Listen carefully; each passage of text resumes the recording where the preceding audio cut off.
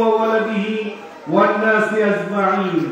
قال النبي صلى الله عليه وسلم: ألا لا إيمان لمن لا محبة له. قال النبي صلى الله عليه وسلم: بسم الله الذي لا يضر مع اسمه شيء في الأرض ولا في السماء وهو السميع العليم. قال النبي صلى الله عليه وسلم: اللهم بارك لنا في رجب وشعبان وبلغنا رمضان. صدق الله المولانا العظيم وصدق رسوله النبي الحبيب الكريم. أما بعد, সমস্ত প্রশংসা সেই মহান রব তাআলার জন্য যিনি আমাদেরকে এই ফিতনা ফাসাদের যুগে হায়াতে তাইয়্যিবা দান করে আজকের এই রূহানি ইরফানি পবিত্র ইসালে সওয়াব ও দোয়ার মাহফিলে উপস্থিত হওয়ার তৌফিক দিয়েছেন। সেই মহান রব তাআলার দরবারে লাখ কোটি শুকরিয়া আদায় করি। সকলে বলি আলহামদুলিল্লাহ। দরুদ এবং সালাম পেশ করি যেই নবীকে সৃষ্টি না করলে আল্লাহ তাআলা কুল কায়নাতের কিছুই সৃষ্টি করতেন না, সেই নবীর উপরে সংক্ষিপ্তভাবে দরুদ এবং সালাম পেশ করি। সকলে বলি সাল্লাল্লাহু আলাইহি ওয়াসাল্লাম। শেখেরহাট কায়েতপাড়া ইকরামে আনসারিয়া জামে মসজিদের উদ্যোগে 43তম বাৎসরিক ইসালে সওয়াব ও দোয়া মাহফিল। আল্লাহ তাআলা আজকের মাহফিলের সকলকে কবুল আর মঞ্জুর করে নেন। যেহেতু আমার সময় খুব কম, আমি খুতবায় না যে সরাসরি আলোচনায় চলে যাচ্ছি। আমি কোরআনের সবচেয়ে ছোট্ট সূরা সূরাতুল কাউসার তেলাওয়াত করেছি। এই সূরাটি গাণিতিক প্যাটার্ন, বৈজ্ঞানিক ব্যাখ্যা, আল্লাহ তাআলা সৃষ্টি জগতের সমস্ত নিয়ামতের তথ্য এই ছোট্ট সূরার মধ্যে দিয়েছেন। বলুন সুবহানাল্লাহ। আমরা এই সূরাটির উপর কিছু আলোচনা শুনব। এই উপমহাদেশে আমরা ইসলাম পেয়েছি, দ্বীন পেয়েছি, হেদায়েত পেয়েছি আল্লাহর ওলিদের মাধ্যমে।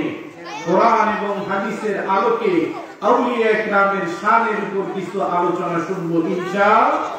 আমি সর্বপ্রথম আউলিয়া ইকরামের আলোচনা কোরআনের কোথায় কোথায় আছে এগুলোর শিরোনাম বলবো, এরপরে আমি তাফসীরে চলে যাব। আমার সময়ের মধ্যে আমি সংক্ষিপ্তভাবে কিছু কথা বলে চলে যাব ইনশাআল্লাহ। আল্লাহ তাআলা সূরা ইউনূসের 60, 61 এবং 62 তিনটি আয়াতের মধ্যে আল্লাহর ওলিদের শান, মান, মর্যাদা এবং আল্লাহ তাআলা তাদেরকে যেই ক্ষমতা দিয়েছেন, তাদেরকে যেই নিয়ামত দিয়েছেন, সমস্ত তথ্য এই তিনটি আয়াতের মধ্যে তুলে ধরেছেন। বলুন সুবহানাল্লাহ। আলা ইন্না আউলিয়াল্লাহি লা খাউফুন আলাইহিম ওয়া লা হুম ইয়াহজানুন। বলুন সুবহানাল্লাহ। সাবধান, নিশ্চয়ই যারা আল্লাহর ওলি তাদের কোনো ভয় নাই, তাদের কোনো চিন্তা নাই। বলুন সুবহানাল্লাহ। আমরা সেই ওলিদের ব্যাপারে জানবো। আমরা শুনবো আজকে কোরআনে কোন কোন আয়াতে, কোন কোন সূরার মধ্যে আল্লাহর ওলিদের আলোচনা হয়েছে একটু জানা দরকার আছে না নাই? আল্লাহর ওলিদের নামে সূরা আছে না নাই? আল্লাহর ওলি সবাই হতে পারবে, পারবে না? পুরুষ হোক নারী হোক সবাই আল্লাহর ওলি হতে পারবে। মহিলারা কি নবী হতে পারবে? পারবে না। ঠিক কি না বলেন? সূরা লোকমান আছে না নাই? তিনি ছিলেন আল্লাহর ওলি। তিনি কি ছিলেন? তেনার নামে একটা কোরআনে সূরা আছে না নাই? সূরাতুল লোকমান। তিনি 4000 নবীর সঙ্গে সোহবতে ছিলেন এবং তিনি 4000 নবী থেকে 8টি বিষয় মানুষকে শিক্ষা দিয়েছেন। তার প্রথম শিক্ষা হচ্ছে কলবের শিক্ষা। সমস্ত নবীদের শিক্ষা ছিল কলবের শিক্ষা। এই কলব যা ঠিক আছে তার দুনিয়া আখিরাত সব ঠিক আছে। বলুন সুবহানাল্লাহ। আমাদেরকে কলব জানা দরকার আছে না নাই? মাগরিবের পর থেকে কাজী সাহেব হুজুর কলবের উপর, আহলে সুন্নাত ওয়াল জামাতের উপরে অনেক গুরুত্বপূর্ণ আলোচনা করছেন না? লোকমান হাকিম যার নামে কোরআনে সূরা নাজিল হয়েছে। বলুন সুবহানাল্লাহ। তিনি 4000 নবী থেকে সোহবত নিয়ে আমাদেরকে যে উপদেশ দিয়েছেন, এগুলো যদি আপনি পালন করেন আপনিও আল্লাহর ওলিতে পরিণত হয়ে যাবেন। সুবহানাল্লাহ বললে কি গুনাহ হবে? এই জমিন থেকে আসমান পুরো জায়গাটা সব দিয়ে আল্লাহ পরিপূর্ণ করে দিবেন। তারপরে সুবহানাল্লাহ বলেন না? আপনারা কি জান্নাতে যেতে চান না? কারা কারা যেতে চান না একটু হাত তোলেন। আমরা সবাই জান্নাতে যেতে চাই, ঠিক কি না? তাহলে সুবহানাল্লাহ আলহামদুলিল্লাহ পড়বেন, এগুলো জান্নাতে আপনার গাছ হয়ে যাবে, এগুলো সুপারিশ করবে আপনাকে। বলুন সুবহানাল্লাহ। তো এই তাসবিহগুলো আমরা তেলাওয়াত করব ইনশাআল্লাহ। লোকমান হাকিম কতজন নবীর সঙ্গে সাক্ষাৎ পেয়েছেন? 4000। কয়টি বিষয় আমাদেরকে শিক্ষা দিয়েছেন? 8টি। তার প্রথম হচ্ছে কলব। কলব ঠিক করতে হবে। আদম আলাইহিস সালাতু ওয়াস সালাম থেকে শুরু করে সমস্ত নবীরা কলবের ডাক্তার ছিলেন, ঠিক কিনা বলেন? আল্লাহর ওলিরা নবীর পরে নবুয়তের যুগ শেষ হওয়ার পরে এখন ওলিদের যুগ, বেলায়েতের যুগ। তামাম পৃথিবীর আউলিয়া ইকরামের প্রথম শিক্ষা হচ্ছে কলব, ঠিক কিনা বলেন? কলবটা কোথায়? বাম স্তন 2 আঙ্গুল নিচে। এখানে আদম আলাইহিস সালাতু ওয়াস সালাম থেকে ফিউজাত আসে। আমার নবীজি বলেন, আমার উম্মতের মধ্যে সদা সর্বদা 356 জন ওলি থাকবে। তাদের মধ্যে 300 জন হবেন আদম আলাইহিস সালাতু ওয়াস সালামের কলবের হালের উপর প্রতিষ্ঠিত। বলুন সুবহানাল্লাহ। 40 জন হবেন মুসা আলাইহিস সালাতু ওয়াস সালামের কলবের হালের উপর প্রতিষ্ঠিত। 7 জন হবেন ইব্রাহিম আলাইহিস সালাতু ওয়াস সালামের কলবের হালের উপর প্রতিষ্ঠিত। 5 জন হবেন আজরাইল আলাইহিস সালাতু ওয়াস সালামের কলবের হালের উপর প্রতিষ্ঠিত। 3 জন হবেন ইসরাফিল আলাইহিস সালাতু ওয়াস সালামের কলবের হালের উপর প্রতিষ্ঠিত। 1 জন হবেন ইসরাফিল আলাইহিস সালাতু ওয়াস সালামের কলবের হালের উপর প্রতিষ্ঠিত। এই 356 জন ওলি আল্লাহ সদা সর্বদা থাকবেন। তাদের মাধ্যমে আল্লাহ তাআলা দুনিয়া আখিরাতের কল্যাণ দান করবেন। তাদের উসিলায় আল্লাহ তাআলা এই পৃথিবীতে বৃষ্টি বর্ষণ করবেন। তাদের উসিলাতে আসমানি গজব, জমিনি বালা মুসিবত সবকিছু ঠিক হয়ে যাবে। সেই আল্লাহর ওলিদের ভালোবাসা আমাদের দরকার আছে না নাই? আল্লাহর ওলিদের জিয়ারতে যাওয়া দরকার আছে না নাই? আল্লাহর ওলিদের জিয়ারতে গেলে আমরা কি কি পাবো? নবীদের সুন্নাত হচ্ছে আল্লাহর ওলিদের জিয়ারতে যাওয়া। বলুন সুবহানাল্লাহ। এখন আমি কোরআন থেকে আপনাদেরকে সেই রেফারেন্স গুলো দিচ্ছি। শুনতে সমস্যা আছে? 15 পারা সূরাতুল কাহাফ। এই সূরার 9 নং আয়াত থেকে 26 নং আয়াত পর্যন্ত আল্লাহ তাআলা এখানে 7 জন ওলির আলোচনা করেছেন। বলুন সুবহানাল্লাহ। আল্লাহ তাআলা তাদেরকে 309 বছর ঘুমিয়ে রেখেছিলেন। বলুন সুবহানাল্লাহ। কতজন ওলি? 7 জন ওলি। তেনারা কি জন্য এই নিয়ামত পেয়েছে, কেন এত বছর আল্লাহ তাআলা তাদেরকে জীবিত রেখেছিলেন, এই তথ্যগুলো আমি আপনাদেরকে একটু পরেই বলবো ইনশাআল্লাহ। এরপরে 60 নং আয়াত থেকে 82 নং আয়াত পর্যন্ত আল্লাহ তাআলা মুসা আলাইহিস সালাতু ওয়াস সালাম এবং খিজির আলাইহিস সালাতু ওয়াস সালামের আলোচনা করেছেন। বলুন সুবহানাল্লাহ। তাফসীর কারকরা কিছু তাফসীর কারক খিজির আলাইহিস সালাতু ওয়াস সালামকে নবী বলেছেন এবং কিছু তাফসীর কারকরা তেনাকে ওলি বলেছেন। আমরা আজকে যেহেতু ওলির আলোচনা করব, আজকে যেই সমস্ত মুফাসসিররা ওলি বলেছেন তাদের মতটাই আমরা গ্রহণ করলাম। এরপরে 83 নং আয়াত থেকে 101 নং আয়াত পর্যন্ত সূরা কাহাফের সেখানে বাদশাহ যুলকারনাইনের আলোচনা হয়েছে। বলুন সুবহানাল্লাহ। কিয়ামতের বড় বড় 10টি আলামত। কয়টা? আমি কি অন্য ভাষায় কথা বলতেছি? আমার কথা বোঝা যাচ্ছে? 10টি বড় বড় আলামতের মধ্যে একটি হচ্ছে ইয়াজুজ মাজুজ বাইর হবে। এই ইয়াজুজ মাজুজ এই পৃথিবীতে আছে, বন্দী করে তাদেরকে রেখেছেন কে? আল্লাহ তাআলার নির্দেশে। কে বন্দী? আল্লাহ তাআলা বন্দী করে রেখেছেন, তারা আবার আসবে। যিনি তাদেরকে বন্দী করে রেখেছিলেন, সহযোগিতা যার মাধ্যমে হয়েছে, তিনি হচ্ছেন কি নাম বলেন? যুলকারনাইন বাদশাহ। আমরা আজকে সেই নবীর ঘটনা সম্পর্কে জানবো। আল্লাহ তাআলা যে তেনাকে সূর্য উদিত থেকে সূর্যাস্ত পর্যন্ত তামাম পৃথিবীর সৃষ্টি জগতের দায়িত্ব দিয়েছিলেন, বাদশাহিত্ব দিয়েছিলেন। বলুন সুবহানাল্লাহ। আল্লাহ তাআলা 4 জনকে এই মহান দায়িত্ব দিয়েছিলেন তামাম পৃথিবী। তাদের মধ্যে মুসলমান হচ্ছে 2 জন। একজন হচ্ছেন কি? বাদশা যুলকারনাইন, আর একজন হচ্ছে সুলাইমান নবী। কে? সুলাইমান নবী। এই ইয়াজুজ মাজুজ দেখতে কেমন হবে, তারা লম্বায় কেমন হবে, তারা এই পৃথিবীর সমস্ত কিছু খেয়ে ফেলবে, তাদেরকে কোথায় বন্দী করা হয়ে রাখা হয়েছে, এগুলো আমাদের জানা দরকার আছে না নাই? তারা দেখতে হবে 120 হাত লম্বা। কত হাত? তারা কোন নবীর বংশধর ছিলেন, কোন নবীর উম্মত ছিলেন, জানা দরকার আছে না নাই? আমাদের যেমন বয়স হয়ে গেলে চুল দাড়ি কি হয়ে যায়? সাদা হয়ে যায়, পাকা পেকে যায়। তাদের চুল দাড়ি হবে লাল। তাদের চুল দাড়ি হবে কি? লাল। তাদেরকে কেন বন্দী করা হলো, কেন তারা কিয়ামতের আগে আসবে, সেই সম্পর্কে আমাদের একটু জ্ঞান রাখা দরকার আছে না নাই? এরপরে মরিয়ম আলাইহিস সালাতু ওয়াস সালামের নামে সূরা আছে না নাই? তিনি ছিলেন কি? আল্লাহর ওলিয়া, ওলি ছিলেন। বলুন সুবহানাল্লাহ। ওলির দরবারে গিয়ে দোয়া করলে আল্লাহ তাআলা দোয়া কবুল করেন। বলুন সুবহানাল্লাহ। আমরা আজকে আরো অনেক তথ্যমূলক আলোচনা শুনবো, যেহেতু আমার সময় কম। সুলাইমান আলাইহিস সালাতু ওয়াস সালামের যুগে তেনার দরবারে একজন ওলি ছিলেন, তেনার খালাতো ভাই আসিফ ইবনে বরকিয়া। কি নাম?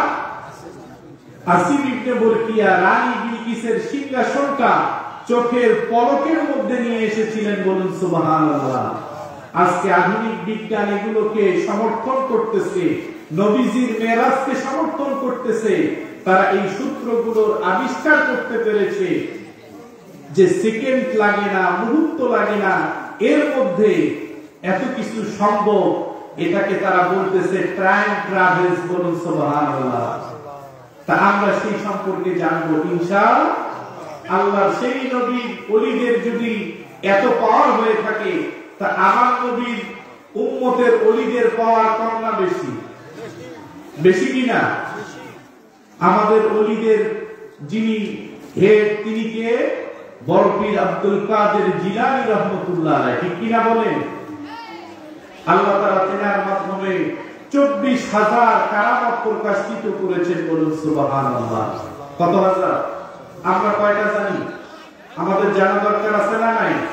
এই উপমহাদেশে দল মত নির্বিশেষে সকলেরই হাদিসের উস্তাদ শেখ আব্দুল হক মুহাদ্দিস দেলভী রাহমাতুল্লাহ আলাইহি, তেনার জগৎ বিখ্যাত কিতাব আখবারুল আখিয়ারের মধ্যে আল্লাহর ওলিদের কারামতের তথ্য তিনি তুলে ধরেছেন। বলুন সুবহানাল্লাহ। সেখানে তিনি লিখেছেন, বড় পীর আব্দুল কাদের জিলানী রাহমাতুল্লাহ আলাইহি রমজান মাসে 70 জন মুরিদের বাড়িতে ইফতার করেছেন। বলুন সুবহানাল্লাহ। কতজনের বাড়িতে ইফতার? কি সারাদিন খাওয়া যায় না এক সময়? এক সময় কি 70 জনের বাড়িতে খাওয়া যায়? এটি হচ্ছে অলৌকিক ঘটনা। ঠিক কিনা বলেন? বাজারে গেছে, মুরিদদের মধ্যে কথা হচ্ছে, খুশিতে বলতেছে কালকে হুজুর আমার বাড়িতে ইফতার করছে। যাকে এই সংবাদ দিচ্ছে সে বলতেছে না, তোমার ভুল হয়েছে, কালকে তো হুজুর আমার বাড়িতে ইফতার করছে। দুইজনের মধ্যে ঝগড়া লাগছে, বলতেছে তোমার ভুল হয়েছে, যাকে শোনাচ্ছে সে বলতেছে তোমার ভুল হয়েছে। আর একজন কাকে বিচার দিছে, সে বলতেছে তোমরা দুইজনই মনে ভুলে গেছো, হুজুর তো কালকে আমার বাড়িতে ইফতার করছে। কয়জন হইল? এভাবে হতে হতে 70 জন। কতজন? 70 জন সবাই গেছে যে হুজুর তো আমার বাড়িতে ইফতার করছে। সবাই চলে গেছে হুজুরের কাছে। যাওয়ার সময় খাদেম সাহেব বলতেছে, আপনারা এত মানুষ আসছেন কেন? যে এই সমস্যা আমাদের মধ্যে। বলতেছে হুজুর তো কালকে বাড়িতে ইফতার করছে, কালকে তো নাকি বাড়িতেই ইফতার করানো হয়েছে, তিনি তো কোথাও যায়। কতজনের বাড়িতে? 70 জনের বাড়িতে। বলুন সুবহানাল্লাহ। বড় পীর আব্দুল কাদের জিলানী রাহমাতুল্লাহ আলাইহি বললেন, আল্লাহ তাআলা আমাকে যে বেলায়েতের ক্ষমতা দিয়েছেন, বেলায়েতের স্তর রয়েছে 17টা। কয়টা? 17টা। প্রথম স্তরটি হচ্ছে গাউসুল আযম। তাম পৃথিবীর মধ্যে একজন ওলি থাকে, আল্লাহ তাআলা এই পৃথিবীতে 3 জন গাউসুল আযম করে ওই মহান মর্যাদা দান করবেন। তার মধ্যে একজন হচ্ছেন বড় পীর আব্দুল কাদের জিলানী রাহমাতুল্লাহ আলাইহি। নুজহাতুল মাজালিস কিতাবের মধ্যে এই 3 জনের বর্ণনা রয়েছে। সময় কম থাকার কারণে আমি সেদিকে যেতে পারতেছি না। বড় পীর আব্দুল কাদের জিলানী রাহমাতুল্লাহ আলাইহি অনেক তিনি বললেন আল্লাহ তাআলা আমাকে যে ক্ষমতা দিয়েছেন বেলায়েতের, এই ক্ষমতায় আমি এই মুহূর্তে আল্লাহ তাআলার পুরো সৃষ্টি জগতের মধ্যে যদি উপস্থিত হতে চাই, সমস্ত সৃষ্টি জগতের মধ্যে আমি উপস্থিত হতে পারবো। সুবহানাল্লাহ। আপনারা শুনেছেন ইকরামুল হক আলী হুজুর রাহমাতুল্লাহ আলাইহি কারামত শুনেন নাই? মাহবুবুল হক শাহজালাল রাহমাতুল্লাহ আলাইহি কারামত শুনেন নাই? মুজাদ্দিদ জামান আল্লামা সাল্লাল্লাহু রাহমাতুল্লাহ আলাইহি কারামতের কথা অনেকেই শুনেছেন, দেখেছেন। জিলানী হুজুর রাহমাতুল্লাহ আলাইহি কারামতের কথা অনেকেই শুনেছেন, দেখেছেন, ঠিক কি না? আমি এই সমস্ত আল্লাহর ওলিদের কয়েকটি কারামত বলতেছি। জিলানী হুজুর রাহমাতুল্লাহ আলাইহি যিনি জন্মের আগ থেকে তেনার সুসংবাদ বরপীর আব্দুল কাদের জিলানী রাহমাতুল্লাহ আলাইহি দিয়েছেন তেনার দাদাকে কুতুবুল আক্তার মাহবুবুল হক শাহজাদা হুজুরকে, যে তোমার ছেলের ঘরে একজন সন্তান আসবে যার নামটা তুমি আমার নামে রাখবে। বলুন সুবহানাল্লাহ। এই জন্য মুজাদ্দিদ জামান আল্লামা সাল্লাল্লাহু রাহমাতুল্লাহ আলাইহি তেনার দ্বিতীয় সন্তানের নাম আব্দুল কাদের জিলানী রেখেছেন। তিনি মাদারজাত ওলি ছিলেন, আল্লাহর ওলি হয়ে জন্মগ্রহণ করেছেন। বলুন সুবহানাল্লাহ। ওলি দুই প্রকারের, তিনি ছিলেন মাদারজাত ওলি। জিলানী হুজুর রাহমাতুল্লাহ আলাইহি 2004 সালে 24শে জানুয়ারি বৃহস্পতিবার দুপুর বেলা রয়্যাল বেঙ্গল টাইগারের মুখে চিড়িয়াখানায় রংপুরে হাত ঢুকাই দিয়েছিলেন। এরপরে পকেট থেকে চিরুনি বাইর করে সিংহের চুলগুলো আশ্রয় দিয়েছিলেন। তিনার ইন্তেকাল 2004 সালে। 2 বছর পরে 2006 সালে তিনার কবর ভাঙছে। কবর থেকে সুগ্রাম বাইর হচ্ছে, এলাকাবাসী খুঁজতেছে এই সুগ্রাম থেকে আসে। এরপরে আলহাজ মহিউদ্দিন খাদেম সাহেব তিনি স্বপ্নে দেখে বাড়ি থেকে চলে আসলেন। এরপরে যখন উপরে যে কাপড়টা দেওয়া আছে এটা সরালে দেখলেন কবর ভেঙে গেছে, বাঁশগুলো পচে গেছে। তখন এলাকাবাসী যারা দেখেছেন, আমিও দেখেছি, যে কাপড়ের দিকে চোখ তুলে তাকা সম্ভব হচ্ছে না। এই লাইটের মতো একটা আলো দিচ্ছে, মনে হচ্ছে এই লাইটটাকে একটু দেখে থাকা যাবে, কিন্তু ওই কাপড়কে দেখে রাখা মানুষের পক্ষে সম্ভব ছিল না। চেহারাটা বাইরে হয়ে গেছে, মনে হচ্ছে 2 বছর আগে নয় 10 মিনিট আগে হুজুরকে রাখা হয়েছে। বলুন সুবহানাল্লাহ। আচ্ছা দেখেন, আচ্ছা আস্তে করে বললে তো, হ্যাঁ আস্তে বললে ঠিক আছে। জিলানী হুজুর রাহমাতুল্লাহ আলাইহি 2 বছর পরে যখন লাশ বাইর হলো, সুগ্রাম বাইর হচ্ছে, চেহারাটা দেখা যাচ্ছে। বলুন সুবহানাল্লাহ। জিলানী হুজুর রাহমাতুল্লাহ আলাইহি একটি কারামত বলে আমি শেষ করব। আলহাজ মহিউদ্দিন খাদেম সাহেব তেনার একটা নাতনি জন্মগ্রহণ করলো। নাতনি কি বলেন তো? নাতনি। সেটা স্বাভাবিক কোনো বাচ্চা ছিল না, তার পুরো শরীরটা ফাটা ছিল, রক্তাক্ত ছিল, রক্ত দেখা যাইতো, অনেক দুর্গন্ধ ছিল। প্রতিবন্ধী একটা বাচ্চা, শরীরের মতো লোমগুলো কাটার মতো, মানুষের মতো আকৃতির নয়। সেই বাচ্চাটা যখন জন্মগ্রহণ করলো, আলহাজ মহিউদ্দিন খাদেম সাহেব, তিনি তো পরে খাদেম সাহেব হয়েছিলেন, তার আগে তিনি রংপুরের একজন নামকরা ব্যবসায়ী ছিলেন, সম্পদের কোনো অভাব ছিল না। তিনি চলে আসলেন হুজুরের কাছে, মুজাদ্দিদ হুজুরকে এসে বললেন যে হুজুর আপনি একটু দোয়া করেন, আমার একটা নাতনি জন্মগ্রহণ করেছে, সেজন্য মারা যায়। কি যায়?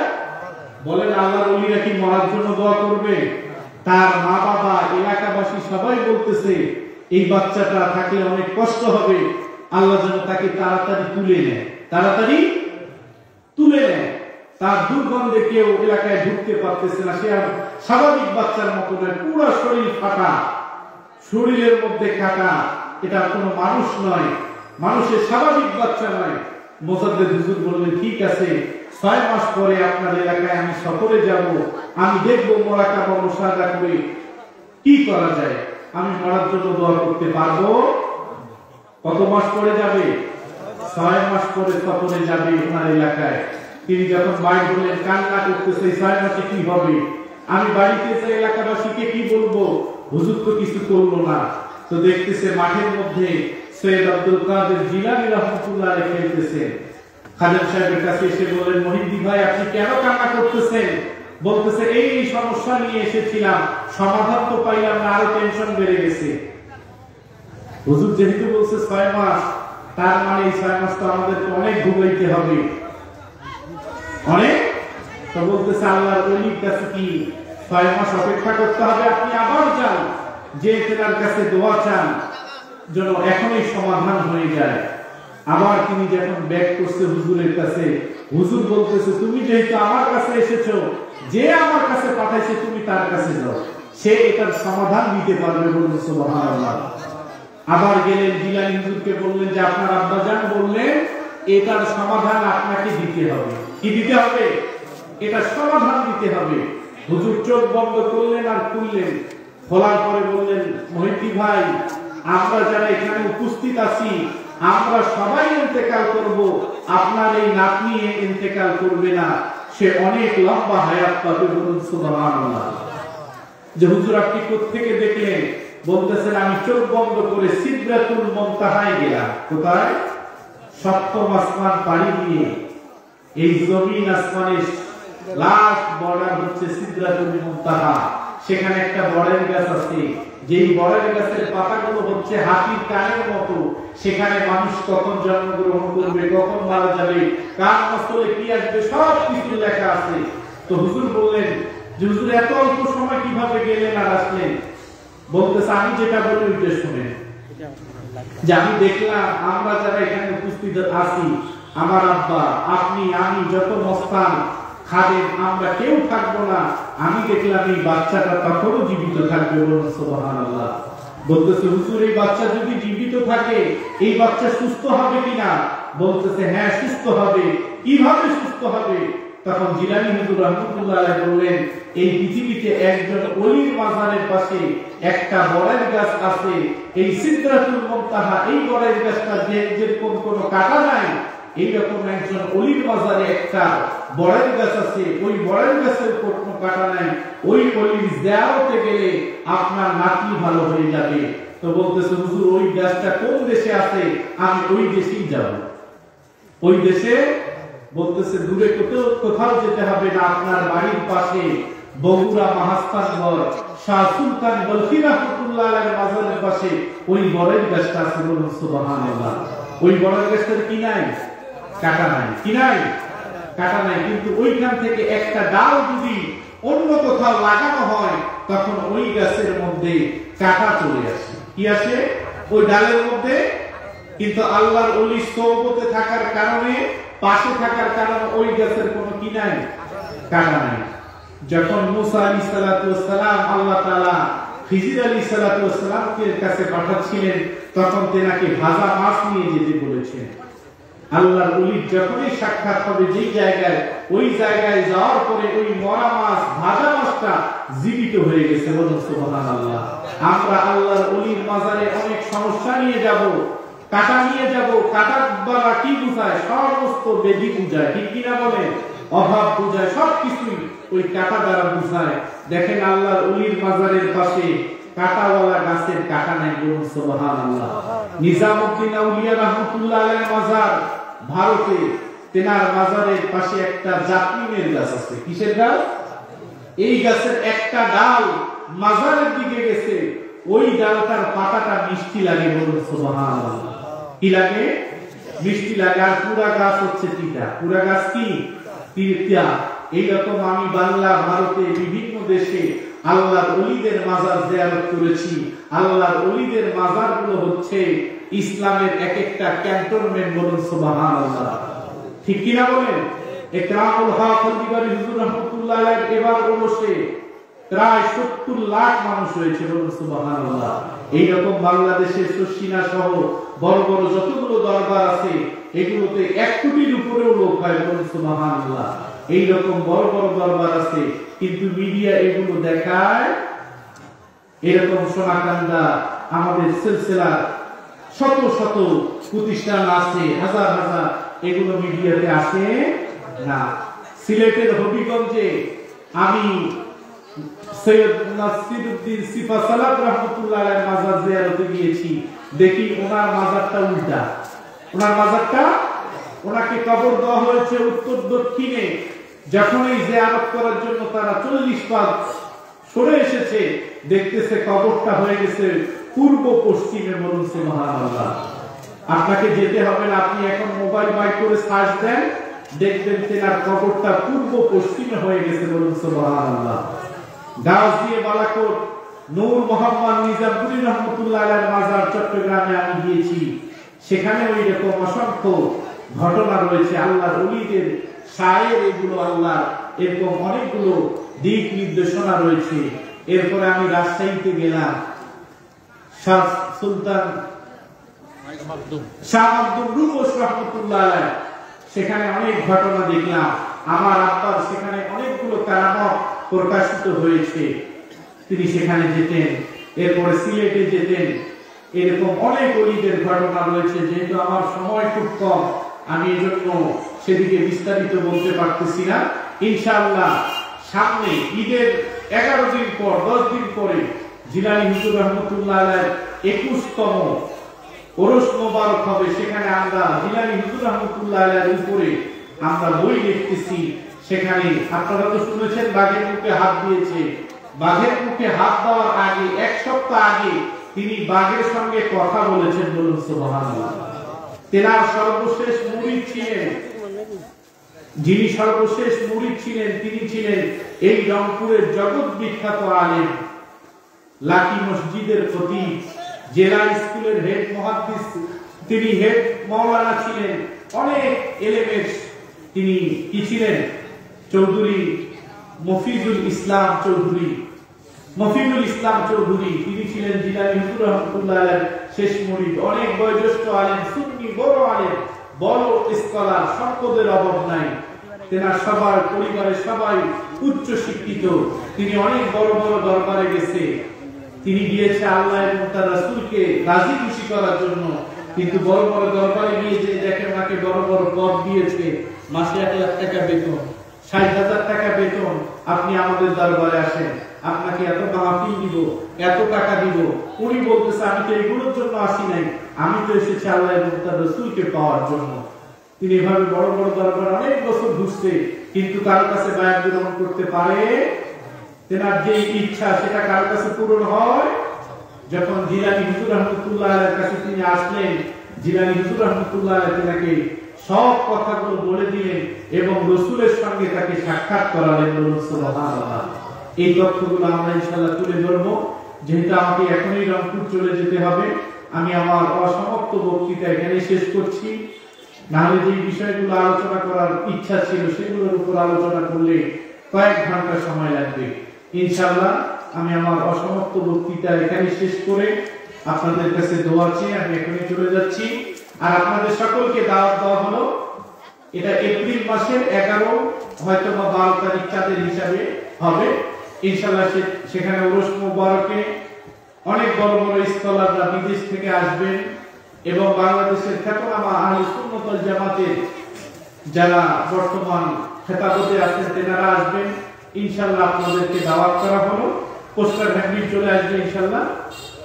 আপনাদের সকলের দাওয়াত থাকলে ইনশাআল্লাহ আসবেন। আসসালামু আলাইকুম ওয়া রাহমাতুল্লাহি ওয়া বারাকাতুহু।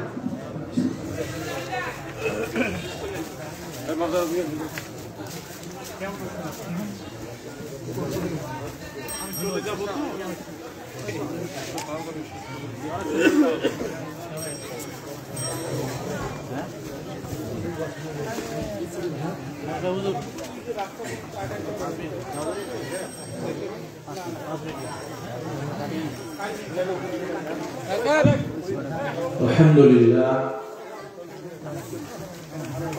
অত্যন্ত তথ্যবহুল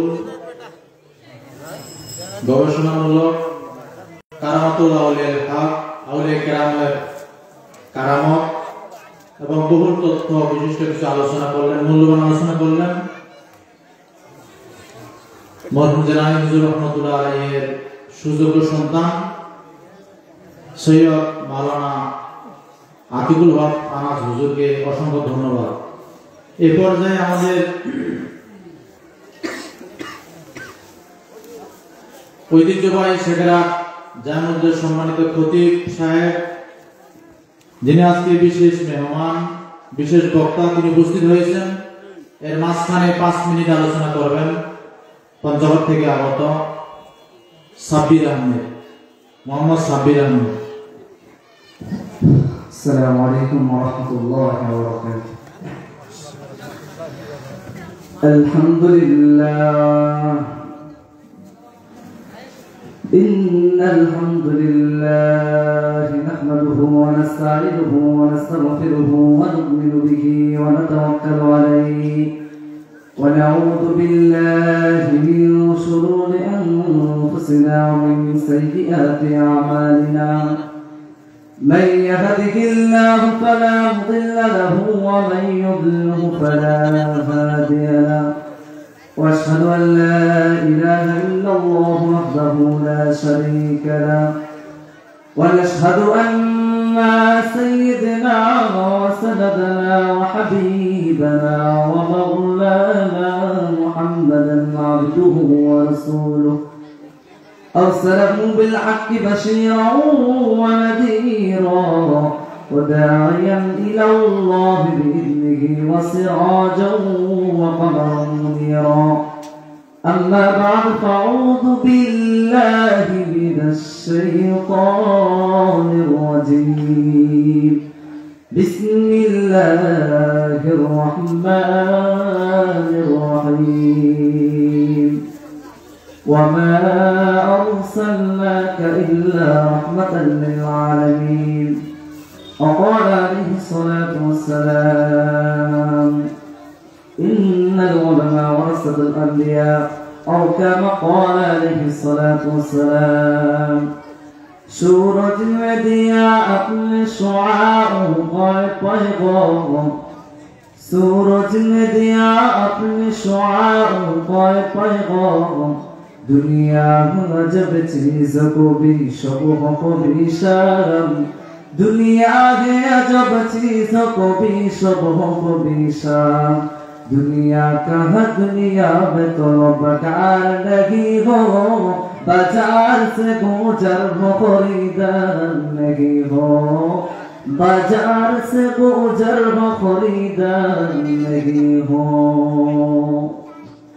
আলহামদুলিল্লাহ আল্লাহ তাআলার কাছে লাখ কোটি শুকরিয়া যে মহান রব্বুল আলামিন আপনি আমাকে ফিতনা ফাসাদের জায়গা থেকে শেষ করে আল্লাহ রব্বুল আলামিন আমাদেরকে এক দামি মজলিসে কোরআনের মজলিসে আসার এবং বসার এবং কিছু কথা শোনার আল্লাহ রব্বুল আলামিন সুযোগ করে দিয়েছেন। এজন্য সকলে আমরা দিল থেকে শুকরিয়া আদায় করে বলি আলহামদুলিল্লাহ। লক্ষ কোটি দুরূদ বর্ষিত হোক যে মানবতার কাণ্ডারে যে মানবতার মুক্তির দূত জনাবে মুহাম্মদ রাসূলুল্লাহ সাল্লাল্লাহু আলাইহি ওয়াসাল্লাম যে নবীকে না সৃষ্টি করলে আসমান জমি পাহাড় পর্বত নদী নালা খাল বিল কিছু সৃষ্টি হতো না। সেই নবীর প্রতি আমরা সকলে সংক্ষিপ্ত দুরূদ পাঠ করি সকলে বলি সাল্লাল্লাহু আলাইহি ওয়াসাল্লাম। তো আল্লাহ রাব্বুল আলামিন কোরআনে পাকের মধ্যে আল্লাহ রাব্বুল আলামিন একটা সূরার মধ্যে বলেন ওমা আরসালনাকা ইল্লা রাহমাতাল লিল আলামিন। তো আল্লাহ রাব্বুল আলামিন পৃথিবী যখন সৃষ্টি করেছেন একাধিক নবী আসছেন এক একটা নবীর মুজিজা আল্লাহ রাব্বুল আলামিন পৃথিবীতে দেখাইছেন কিন্তু আইয়াম জাহিলিয়াতের যুগে আল্লাহ রাব্বুল আলামিন একজন নবীকে পাঠাইছেন যিনার নাম হলো মুহাম্মদুর রাসূলুল্লাহ। কি তিনার নাম কি? মুহাম্মদুর রাসূলুল্লাহ। তো আল্লাহ রাব্বুল আলামিন প্রত্যেকটা নবীকে এক একটা কাজ দিয়েছেন প্রত্যেকটা নবীকে একটা উপাধি দিয়েছেন কিন্তু আল্লাহ রাব্বুল আলামিন আমাদের নবীকে মুহাম্মদ রাসূলুল্লাহ সাল্লাল্লাহু আলাইহি সাল্লামকে যখন দুনিয়াতে পাঠান তিনাকে আল্লাহ রাব্বুল আলামিন আমাদের কাছে রহমত স্বরূপ পাঠিয়েছেন। কি স্বরূপ? রহমত স্বরূপ পাঠিয়েছেন। আল্লাহ রাব্বুল আলামিন বললেন ওমা আরসালনাকা ইল্লা রাহমাতাল লিল আলামিন যে মুহাম্মদ রাসূলুল্লাহ সাল্লাল্লাহু আলাইহি সাল্লামকে আমি সারা পৃথিবীর জন্য কি হিসেবে পাঠিয়েছি? রহমত স্বরূপ পাঠিয়েছি। তিনি পুরা জাহানের জন্য রহমত স্বরূপ সারা সৃষ্টিকুলের জন্য রহমত স্বরূপ পাহাড় পর্বত নদী নালা খাল বিল সকল সৃষ্টির জন্য কি স্বরূপ? রহমত স্বরূপ। তো আল্লাহ রাব্বুল আলামিন তিনি যখন পৃথিবীতে আসবেন তিনার মাকে এক বুজুর্গ স্বপ্নে দেখাইলেন। আমিনা রাদিয়াল্লাহু তাআলা আনহা বললেন আমি স্বপ্নে দেখলাম আসমান থেকে একটি চাঁদ এসে আমার ঘরে হাজির। এক বুজুর্গ আমাকে স্বপ্নে দেখাইলেন একটি চাঁদ আসে আমার ঘরে হাজির। যে চাঁদ আমার ঘরে হাজির বলেন এত বড় একটা আলোর পরে আসে আমার ঘর থেকে সারা পৃথিবীকে আলোকিত করে দিন। সকলে সুবহানাল্লাহ। সে মানুষটাকে মুহাম্মদুর রাসূলুল্লাহ সাল্লাল্লাহু আলাইহি ওয়াসাল্লাম আল্লাহ রাব্বুল আলামিন কুরআন পাকের মধ্যে বললেন ওমা আরসালনাকা ইল্লা রাহমাতাল লিল আলামিন, যে আমি নবীকে পাঠাইলাম সারা পৃথিবীর জন্য রহমত স্বরূপ। এ দুনিয়ার যুবক, এমন একজন নবীকে পাঠাইলাম সমস্ত জাহানের জন্য রহমত স্বরূপ পাঠাইলাম।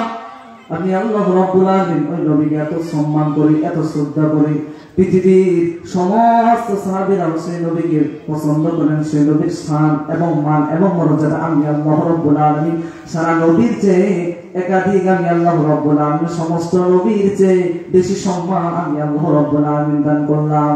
আল্লাহ রাব্বুল আলামিন বললেন, এ যুবক, ও নবী, সমস্ত নবীর চেয়ে বেশি সম্মান আমি দান করি নাই, এমনি আমি রহমত স্বরূপ পাঠাই নাই। আর ওই নবী যখন আল্লাহ রাব্বুল আলামিনের সাথে মেরাজ করেন, আরশে কুরসি পর্যন্ত যান, একটা আসমানের দরজায় গেলেন। জিবরাইল যখন প্রথম আসমানের দরজায় গেলেন, তখন ভিতর থেকে ফেরেশতারা আওয়াজ দিচ্ছে, মান আনতা, কে তুমি? জিবরাইল বলেন, আমার জিবরাইল। ফেরেশতা বললেন, তোমার সাথে কে? তিনি বললেন, হুয়া মুহাম্মদ, আমার সাথে মুহাম্মদ রাশিদ, আমার সাথে মুহাম্মদুর রাসূলুল্লাহ সাল্লাল্লাহু আলাইহি ওয়াসাল্লাম এসেছে। এভাবে প্রথম দরজায় গেলেন, দ্বিতীয় দরজায় গেলেন, যখন শেষ কুরসি পর্যন্ত চলে গেলেন, আল্লাহর সাথে সাক্ষাৎ যখন হয়, তখন নবী আমার এমন অবস্থায় গিয়েছেন, জুতা পরা অবস্থায় গিয়েছেন। আল্লাহ রাব্বুল আলামিন বললেন, নবী আপনি আসেন। নবী বললেন, আল্লাহ আমি জুতা পরে এসেছি। আল্লাহ রাব্বুল আলামিন তখন বললেন, হাবিব, আপনার জুতা, আপনার চেয়ে, আপনার জুতা থেকে শুরু করে আপনার জুতার বালু, আপনার মাথা মোবারক পর্যন্ত শুরু করে সব কাছে আমার দামি, তার চেয়ে আপনার জুতার ধুলাগুলো আমার কাছে বেশি দামি। সকলে বলেন সুবহানাল্লাহ। এমন একজন নবী আমার কাছে পাঠিয়েছেন, আমরা উপহার পেয়েছি।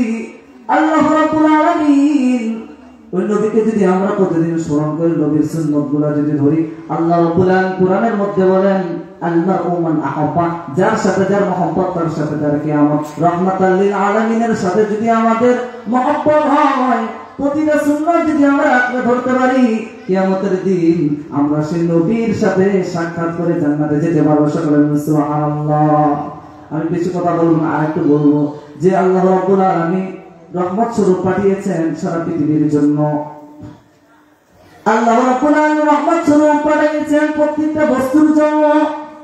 জমিনের জন্য পয়গম্বর রহমত, সূর্যের জন্য পয়গম্বর রহমত।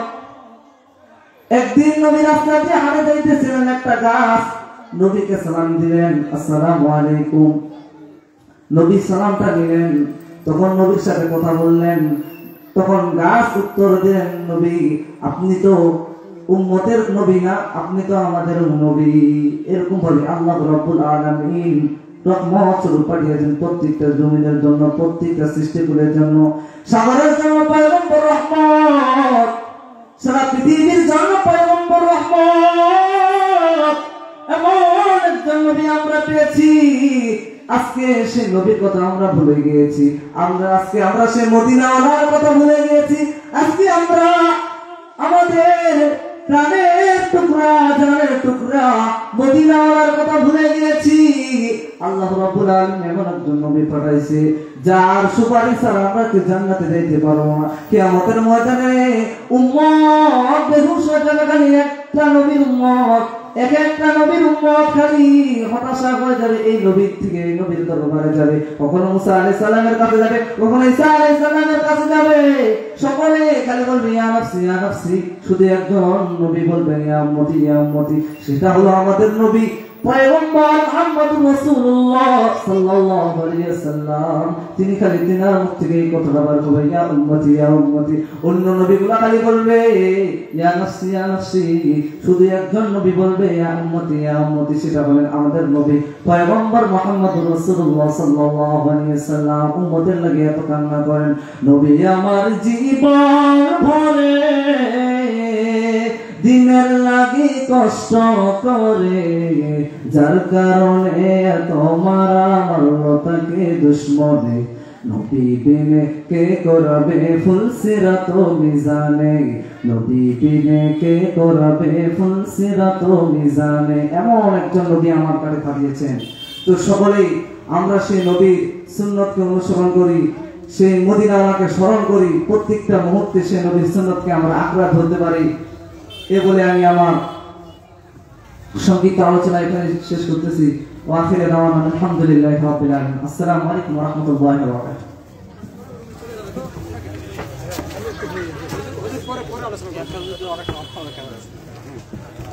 না হুজুর তো আমাদের ইনি চলে যাবে, তাহলে হুজুর একটু নাস্তাটা করবে, খাওয়া দাওয়া করে হাতটা খাই আমি ধন্যবাদ। ছাত্র ছাত্রীরা আমাকে আল্লাহ পাক তার জিহ্ন শক্তি আরো বৃদ্ধি করে দিন বলে আল্লাহ আমিন। নারায়ে তাকবীর, নারায়ে তাকবীর। দিন ইসলাম, দিন ইসলাম।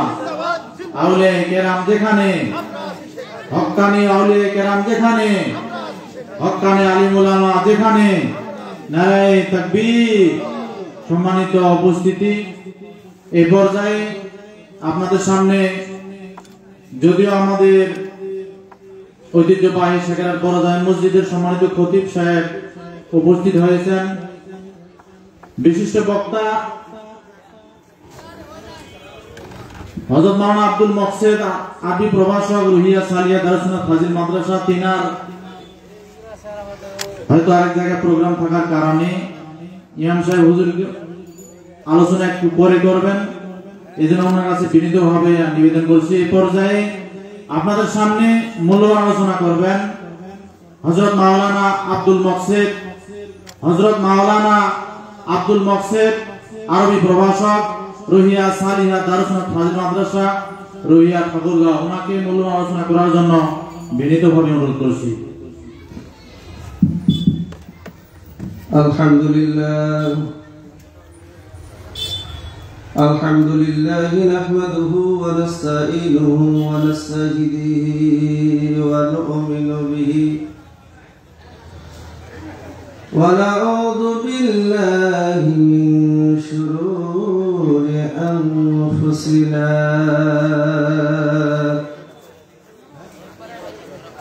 من يهده الله فلا مضل له ومن يضلله فلا هادي له ونشهد أن لا إله إلا الله وأن محمدا عبده ورسوله أرسله بالحق بشيرا ونذيرا وداعيا إلى الله بإذنه وسراجا وقمرا منيرا. أما بعد فقد قال الله تعالى في كلامه المجيد أعوذ بالله من الشيطان الرجيم بسم الله الرحمن الرحيم إن الله وملائكته يصلون على النبي يا أيها الذين آمنوا صلوا عليه وسلموا تسليما. اللهم صل على سيدنا مولانا محمد وعلى آل سيدنا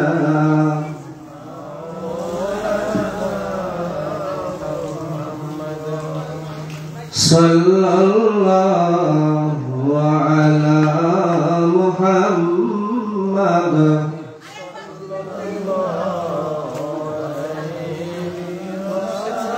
sallallahu ala Muhammad sallallahu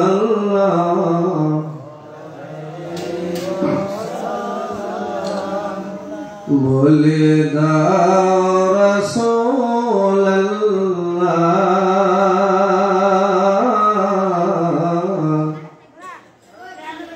कभी पाबो তোমাকে नूरे उज्जवल चाहरा তোমার দেখিলে হারাম দোজখের না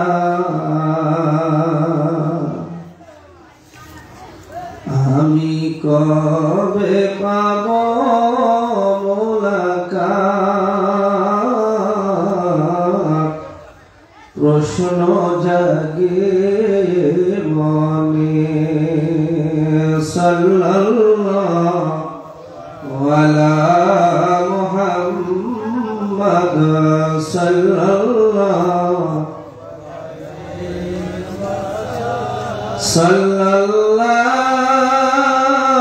আলা মুহাম্মদ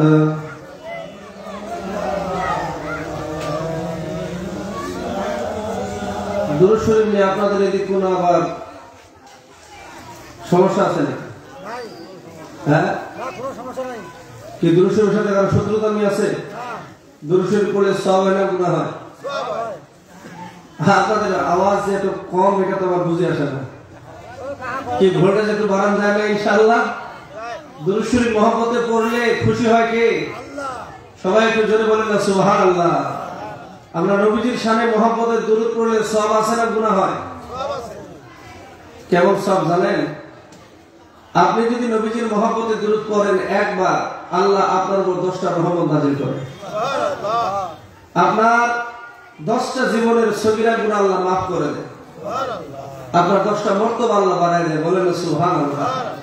এই নবীর শানে দুরূদ পড়লে কিয়ামতের ময়দানে আল্লাহর জান্নাত নসিব হবে। এ ভাই, যেই নবী দুনিয়াতে 63 বছর জিন্দেগি উম্মতের মায়া কাটছে, আজও মদিনায় নবীজি আমাদের জন্য কাঁদে। আর কিয়ামতের ময়দানে নবীজি আমাদের জন্যই কাঁদবেন। এই নবীকে কি দিয়ে খুশি করব? কি দিবার মতো আমাদের কিছু আছে? হ্যাঁ, এই নবীর মহব্বতে একটু দুরূদ ও সালাম ছাড়া আমাদের আর কি আছে? কথা বলেন, ঠিক কি না? এই জন্য আল্লাহর ওলিদের মজলিসে গেলে, হক্কানি আলেম ওলামাদের মজলিসে বসলে নবীর মহব্বতে দুরূদের একটা পরিবেশ পাওয়া যায়। কথা বলেন, ঠিক কি না? এই জন্য আমি আপনাদের বিনীত অনুরোধ করছি, আপনারা একটু আমার সাথে পড়েন সাল্লাল্লাহু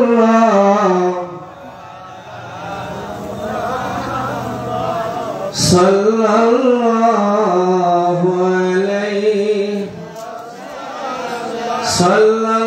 সাল্লাল্লাহু আলা মুহাম্মদ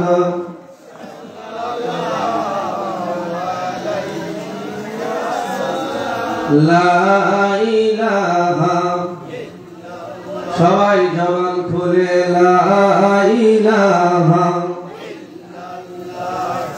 লা ইলাহা লা ইলাহা লা ইলাহা ইল্লাল্লাহ। শুধু ঘোষার জানাবে বিচার, নারী ধর্ষণ আর অবিচারে ভরেছে বাংলার জমি।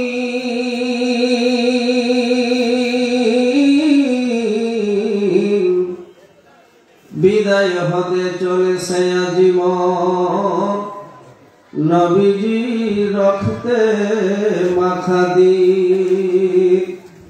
কে বহালো দিবস রাতে দক্ষিণ হিমেল বায়ু কোথা থেকে পেলি রে তোর জীবনের আয়ু মাঠের পরে কে বিছালো সবুজ শ্যামল ছবি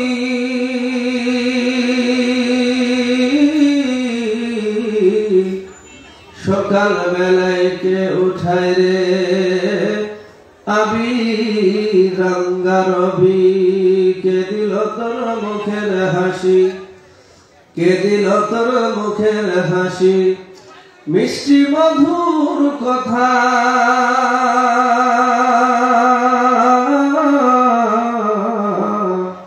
কেমনে তুই বুঝতে পারিস আপন জনের ব্যথা কে দিল ওই পাখির কণ্ঠে কে দিল ওই পাখির কণ্ঠে এতই মিষ্টি মধুর গান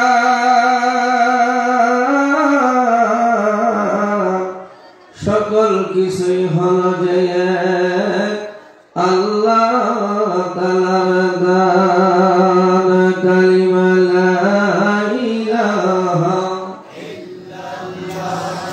ইল্লাল্লাহ লা ইলাহা ইল্লাল্লাহ লা মুহাম্মাদুর রাসূলুল্লাহ সাল্লাল্লাহু আলাইহি ওয়াসাল্লাম শেখেরহাট কায়েতপাড়া একরামিয়া আনসারিয়া জামে মসজিদের উদ্যোগে 43তম বার্ষিক ইসালে সওয়াব ওয়াজ মাহফিলের আজকের এই মোতাবারক জলসায় সভাপতিত্ব আসন খানা অলঙ্কৃত করেছেন সদরে জলসা সম্মানিত সভাপতি সাহেব হলদিবাড়ি মুর্শিদাবাদী একরামিয়া আনসারিয়া দরবার শরীফের গদ্দিনী শিল্পী সাহেব শাহানশাহ তরিকত রাহবার শরিয়ত হযরত মাওলানা শাহ সুফি সৈয়দ খন্দকার সিরাজুস সালিকিন মাদ্রাসাতুল আলিয়া রংপুর উত্তম আজকের এই মাহফিলে যিনি প্রধান মেহমান হলদিবাড়ি দরবার শরীফের পীরজাদা আওলাদ রাসূল হযরত মাওলানা শাহ সুফি সৈয়দ খন্দকার মহিউদ্দিন আশরাফুল মৌলী সাহেব মুর্শিদাবাদী মাদ্রাসাতুল আলিয়া খতিব কেন্দ্রীয় বড় মসজিদ নীলফামারী আজকের এই মাহফিলের প্রধান বক্তা হযরত মাওলানা মুফতি হাফেজ মোহাম্মদ ইব্রাহিম খলিল শাহ সাবেক খতিব আইন কলেজ জামে মসজিদ দিনাজপুর বিশেষ আলোচক বৃন্দ আওলাদ রাসূল শাহ সুফি সৈয়দ আতিকুল হক আনাস উত্তম রংপুর হযরত মাওলানা মোহাম্মদ আব্দুল কাদের সাহেব মাদ্রাসাতুল আলিয়া খতিব শেখেরহাট বড় জুম্মা জামে মসজিদ আজকের এই মাহফিলের প্রধান অতিথি জনাব আলাস মোহাম্মদ তৌহিদুল ইসলাম সাহেব সহ বিশেষ অতিথিবৃন্দ আমার কলেজা দিয়ে ভালোবাসা জাতির সূর্য সন্তান দিগার হযরত উলামায়ে কেরাম আমার পিতৃতুল্য মুরব্বীরা যুবক ভাইরা বিশেষ করে এই উপমহাদেশে যারা আল্লাহর দ্বীনকে প্রতিষ্ঠা করতে গিয়ে বুকের তাজা রক্ত জমিনে দিয়ে শ্রম মেধা বুদ্ধি দিয়ে আহলে সুন্নাত ওয়াল জামাতের পতাকা তোলে এই বাংলার জমিনে যারা এই দ্বীনের খেদমত করে গেছে হক্কানি পীর মাশায়েখ আউলিয়া কেরাম তাদের আজকে সহমতে আসা আমাদের সম্মানিত আশিক রাসূল নবী প্রেমিক দিনদার ইমানদার মুসলমান ভাইরা সকলের প্রতি আমার অন্তরের অন্তরস্থল থেকে সালাম আসসালামু আলাইকুম ওয়া রাহমাতুল্লাহি ওয়া বারাকাতুহু সম্মানিত সুধী শুকরিয়া আদায় করছি আল্লাহ রাব্বুল আলামিনের দরবারে যিনি আজকে এত সুন্দর একটি নূরানি জলসায় আমাদেরকে এসে বসবার তৌফিক দিয়েছেন আমরা খুশি না বেজার সবাই বলেন কম না বেশি বেশি হলে একটু তাকবীর দেওয়া যায় না আমরা যদি খুশি হই খুশি হবে কে আল্লাহ একটু জোরে তাকবীর দিয়ে বলেন নারে তাকবীর নারে তাকবীর আজকের মাহফিল হক্কানি পীর মাশায়েখগণ যেখানে হক্কানি উলামায়ে কেরাম যেখানে নারে তাকবীর আলহামদুলিল্লাহ আপনাদের আওয়াজ আছে সম্মানিত সুধী আমরা শুকরিয়া আদায় করলাম তার দুরূদ এবং সালাম করছি বিশ্ব মানবতার মুক্তির অগ্রদূত নবী কুলের শিরোমণি উম্মতের শাফাআতের কান্ডারি, যেই নবী কাল কিয়ামতের ময়দানে আমাদেরকে সুপারিশ করে আল্লাহর অফুরন্ত নিয়ামতের বালাখানা জান্নাতে নিয়ে যাবেন, সেই নবীর প্রতি দুরূদ এবং সালাম করছি। সবাই জবান করে বলেন সাল্লাল্লাহু আলাইহি ওয়াসাল্লাম। অনেক উলামায়ে কেরাম আছে, হয়তো লম্বা কথা বলার সময় পাবো না, অল্প সময়ের মধ্যে দুই একটি কথা আসছি, যেহেতু আমি রুইয়া থেকে আপনাদের খেদমতে দুই একটি কথা বলে এখান থেকে বিদায় নেওয়ার চেষ্টা করব। আল্লাহ যেন আমার জবানে বরকত দান করেন, আমি আপনাদের কাছে দোয়া চাই, একটু জবান খুলে বলেন আমিন। সম্মানিত সুধী, নবীজি সাল্লাল্লাহু আলাইহি ওয়াসাল্লাম কাল কিয়ামতের ময়দানে সমস্ত নবী রাসূলেরা সবাই যেদিন নাফসি নাফসি করবে, একমাত্র আমাদের নবীজি সেদিন উম্মতি উম্মতি বলে কাঁদবে। বলেন না সুবহানাল্লাহ। আল্লাহ রাব্বুল আলামিন আমাদের নবীজিকে ওয়াদা দিয়েছেন, হাবিব আপনাকে না বলা পর্যন্ত আপনার একটা গুনাহগার উম্মতকে আমি জাহান্নামে দিব না। এটা জোরে বলা যাবে না সুবহানাল্লাহ। যেই নবীকে আল্লাহ রাব্বুল আলামিন ওয়াদা দিলেন যে হাবিব আপনার একটা উম্মতকে আপনাকে না বলে জাহান্নামে দিব না, বলেন এই নবীর শান মান কম না বেশি? আল্লাহ কোরআন বলছে ওয়া রাফা'না লাকা যিকরাক, হাবিব হে আপনার শান মানকে আমি বুলন্দ করে দিয়েছি। বলেন না সুবহানাল্লাহ। আমাদের নবীজির শান মান আল্লাহ বাড়ায় দিয়েছেন কতটুকু? প্রথম আসমান পর্যন্ত। কথা বলে না না না, সপ্তম আসমান তো এখানে, সপ্তম আসমান, তারপরে হলো কি বাইতুল মামুর, সিদরাতুল মুনতাহা পাড়ি দিয়ে ৭০,০০০ নূরের পর্দা, এক একটি পর্দার দূরত্ব হলো ৫০০ বছরের রাস্তা। বলেন না সুবহানাল্লাহ। তারপরে বিশাল শূন্যতা পাড়ি দিয়ে আল্লাহর আরশ, আমাদের নবীজির শান মাস আল্লাহ রাব্বুল আলামিন আরশ চুম্বি বানিয়ে দিয়েছে। চিৎকার করে বলেন সুবহানাল্লাহ। আমার বাবাজিরা, আল্লাহর কোরআন সাক্ষী, আল্লাহ রাব্বুল আলামিন কোরআনে কারীমের মধ্যে বলেন আলহামদুলিল্লাহি রাব্বিল আলামিন। প্রতিনিয়ত নামাজে আমরা সেই সূরা ফাতিহা তেলাওয়াত করে থাকি, আমাদের প্রত্যেকটি মুসলমানের এই সূরাটা মুখস্থ আছে। কথা বলেন ঠিক কিনা? আল্লাহ রাব্বুল আলামিন বলেন আলহামদুলিল্লাহি রাব্বিল আলামিন, আমি আল্লাহ তোমাদের সেই রব, আমি যেমন বহুমাত্রিক জগতের রব। আল্লাহর কোরআন সাক্ষী, আল্লাহ আমাদের নবীজির শানে বলছে ওয়ামা আরসালনাকা ইল্লা রাহমাতাল লিল আলামিন।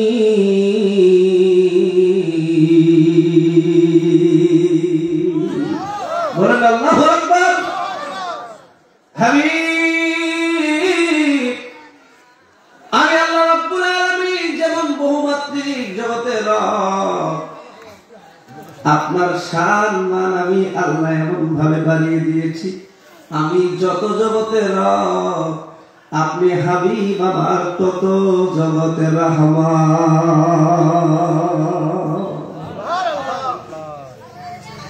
আমার ভাইরা, আল্লাহ রাব্বুল আলামিন যেই নবীর মর্যাদা আরশ চুম্বি বানাইয়া দিলেন, সেই নবী দুনিয়ার জিন্দেগিতে কোনোদিন এই গুনাহগার উম্মতের ভুলে নাই। আজও নবী রওজা মুবারকে জান্নাতুল ফেরদাউসের টুকরায় নবী উম্মতের মায়া কাঁদেন। কাল কিয়ামতের ময়দানে যখন নবীজি উম্মতের মায়া যখন কাঁদবেন, রে বাবাজিরা, আল্লাহ রাব্বুল আলামিন আপনার আমার নবীকে ওয়াদা দিয়েছে, হাবিব আপনার কান্না আমার আর বরদাস্ত করতে পারে না।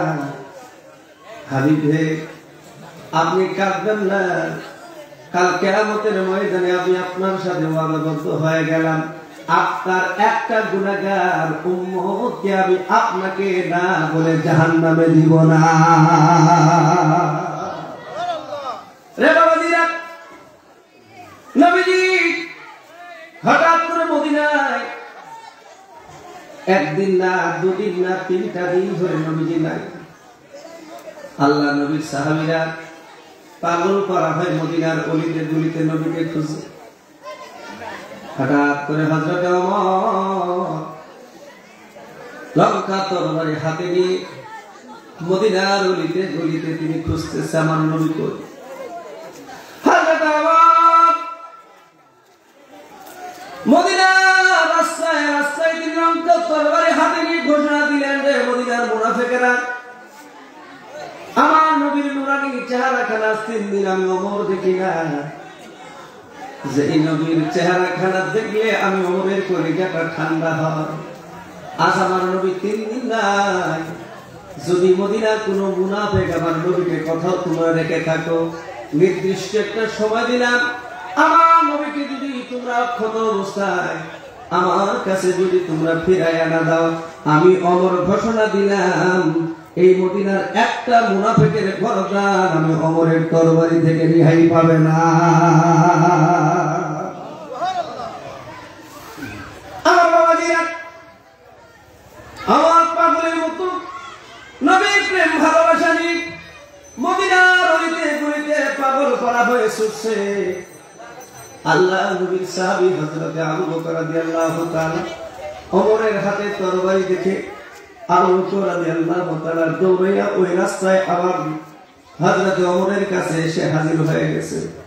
ওমরে কি হয়েছে, তোমার হাতে তরবারি কেন?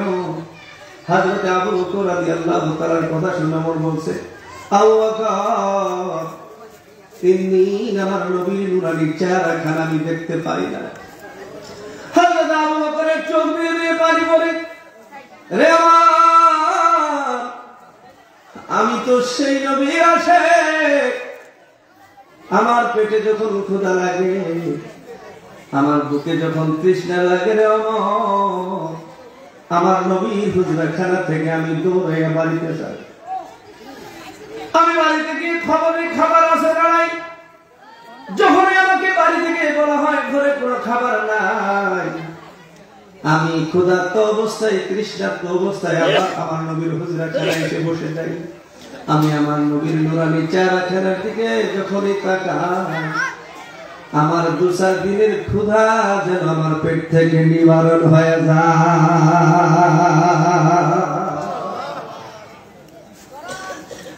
এর নাম কি? এটার নাম কি? এটার নামে হলো মহব্বত। কথা বলেন ঠিক না? আর সমাজে কিছু বাসর ঘরের বউ মার্কা কথা বলবেন আছে না? বাসর ঘরে কি এরা বাসর ঘরের বউ মার্কা কিছু বলবে তৈরি হয়। এই বাংলা জমিনে শাহজালাল, শাহপরান, শাহ মাকদুম, শাহ সুলতান নাসিরউদ্দিন বরফি মাইসাওয়া, শাহ সুলতান রুমন রহমাতুল্লাহ আলাইহি, শাহ নাসার, শাহ মুজাফফর, একরামুল মুর্শিদ আলী, হযরত দরবারের হক্কানি পীর মশাইখ, জয়পুর হক্কানি পীর মশাইখ যারা এই উপমহাদেশে যারা টিকির পরিবর্তে টুপি নিয়ে আসলো, ক্লিনশে বলা মানুষদেরকে দাড়িওয়ালা বানাইলো, ধুতির পরিবর্তে লুঙ্গি পরাইলো, বাড়িতে বাড়িতে যখন চলতো বিশ্বহরির পূজা, সপ্তমীর কাম দূর করে ঘরে ঘরে তারা মিলাদ কিয়ামিসার সবের ব্যবস্থা করলো। আজ কিছু বাসর ঘরে বউ সাজা মার্কা মৌলবি এরা বলে মিলাদের কোনো দলিল নাই। কথা বলেন আছে না নাই? ও মুসলমান একটু জোরে বলেন আছে না নাই? আমি আপনাদের সাথে বলতে চাই, এই বাসর ঘরের বউ সাজা মৌলবিদের কথা শুনে আল্লাহর ওলিদের বাদনামের পথ থেকে আমরা কখনো সরে যেতে চাই না। কথা বলেন ঠিক না? তুমি বলো বলবি যে এতই যদি মিলাতে যদি সওয়াব, তাহলে সাহাবীরা করলো না কেন? কথা বলেন। এরকম কিছু মানুষ কথা বলে না। মৌলবি তুমি জানো আল্লাহ নবীর সাহাবীরা শুধু নবীর মিলাদ করে নাই, তুমি মিলাদ করতে চাও না। আল্লাহর নবীর সাহাবীরা নবীর চেহারা দেখে পেটের ক্ষুধা নিবারণ করেছে। আল্লাহ নবীর সাহাবীরা নবীর মহব্বতে ঘর ছেড়েছে, বাড়ি ছেড়েছে, জায়গা ছেড়েছে, জমি ছেড়েছে, বিবি ছেড়েছে, সবকিছু ছেড়ে দিয়ে নিজের বুকের টাকা রক্ত জমিয়ে তারা দিয়েছে। এই দুনিয়াতে আল্লাহ নবীর মহব্বতের না শাহাদাতের পেয়ালা গ্রহণ করেছে। কথা বলেন ঠিক কিনা? আজ মনে ফতোয়া দেয় মিলাদের কোনো দলিল কথা বলছেন আছে না? তাহলে আল্লাহর ওলিরা কি মিলাদ আমাদের মাঝে এমনি নিয়েছে নাকি ভুল ঘুরেছে নাকি? আপনি মিয়া ওই টাঙ্গন নদী আপনাদের দিকে আছে নাকি? কত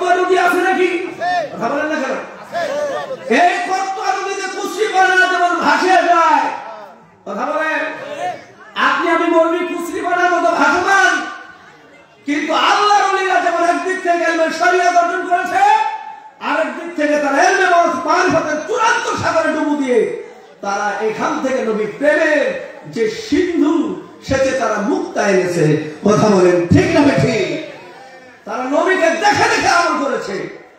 এমনি আল্লাহর ওলিদের দ্বারা এই উপমহাদেশে দিন কায়েম হয় নাই। কথা বলেন ঠিক কিনা?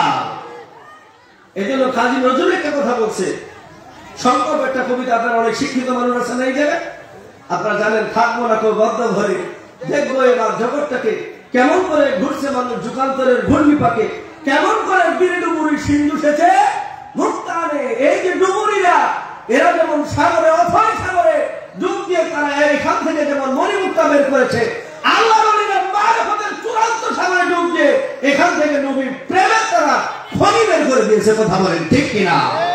যার কারণে হাজারো দাড়ি কাটা মানুষ দাড়িওয়ালা হয়েছে, হাজারো বেনামাজি মানুষ তাদের একটু সহমত এসে নামাজি হয়েছে, হাজারো মানুষ বিবির পর্দা করে নাই, আল্লাহর ওলিদের সহমতে এসে তারা বিবির পর্দা করেছে। কথা বলেন আছে কি নাই?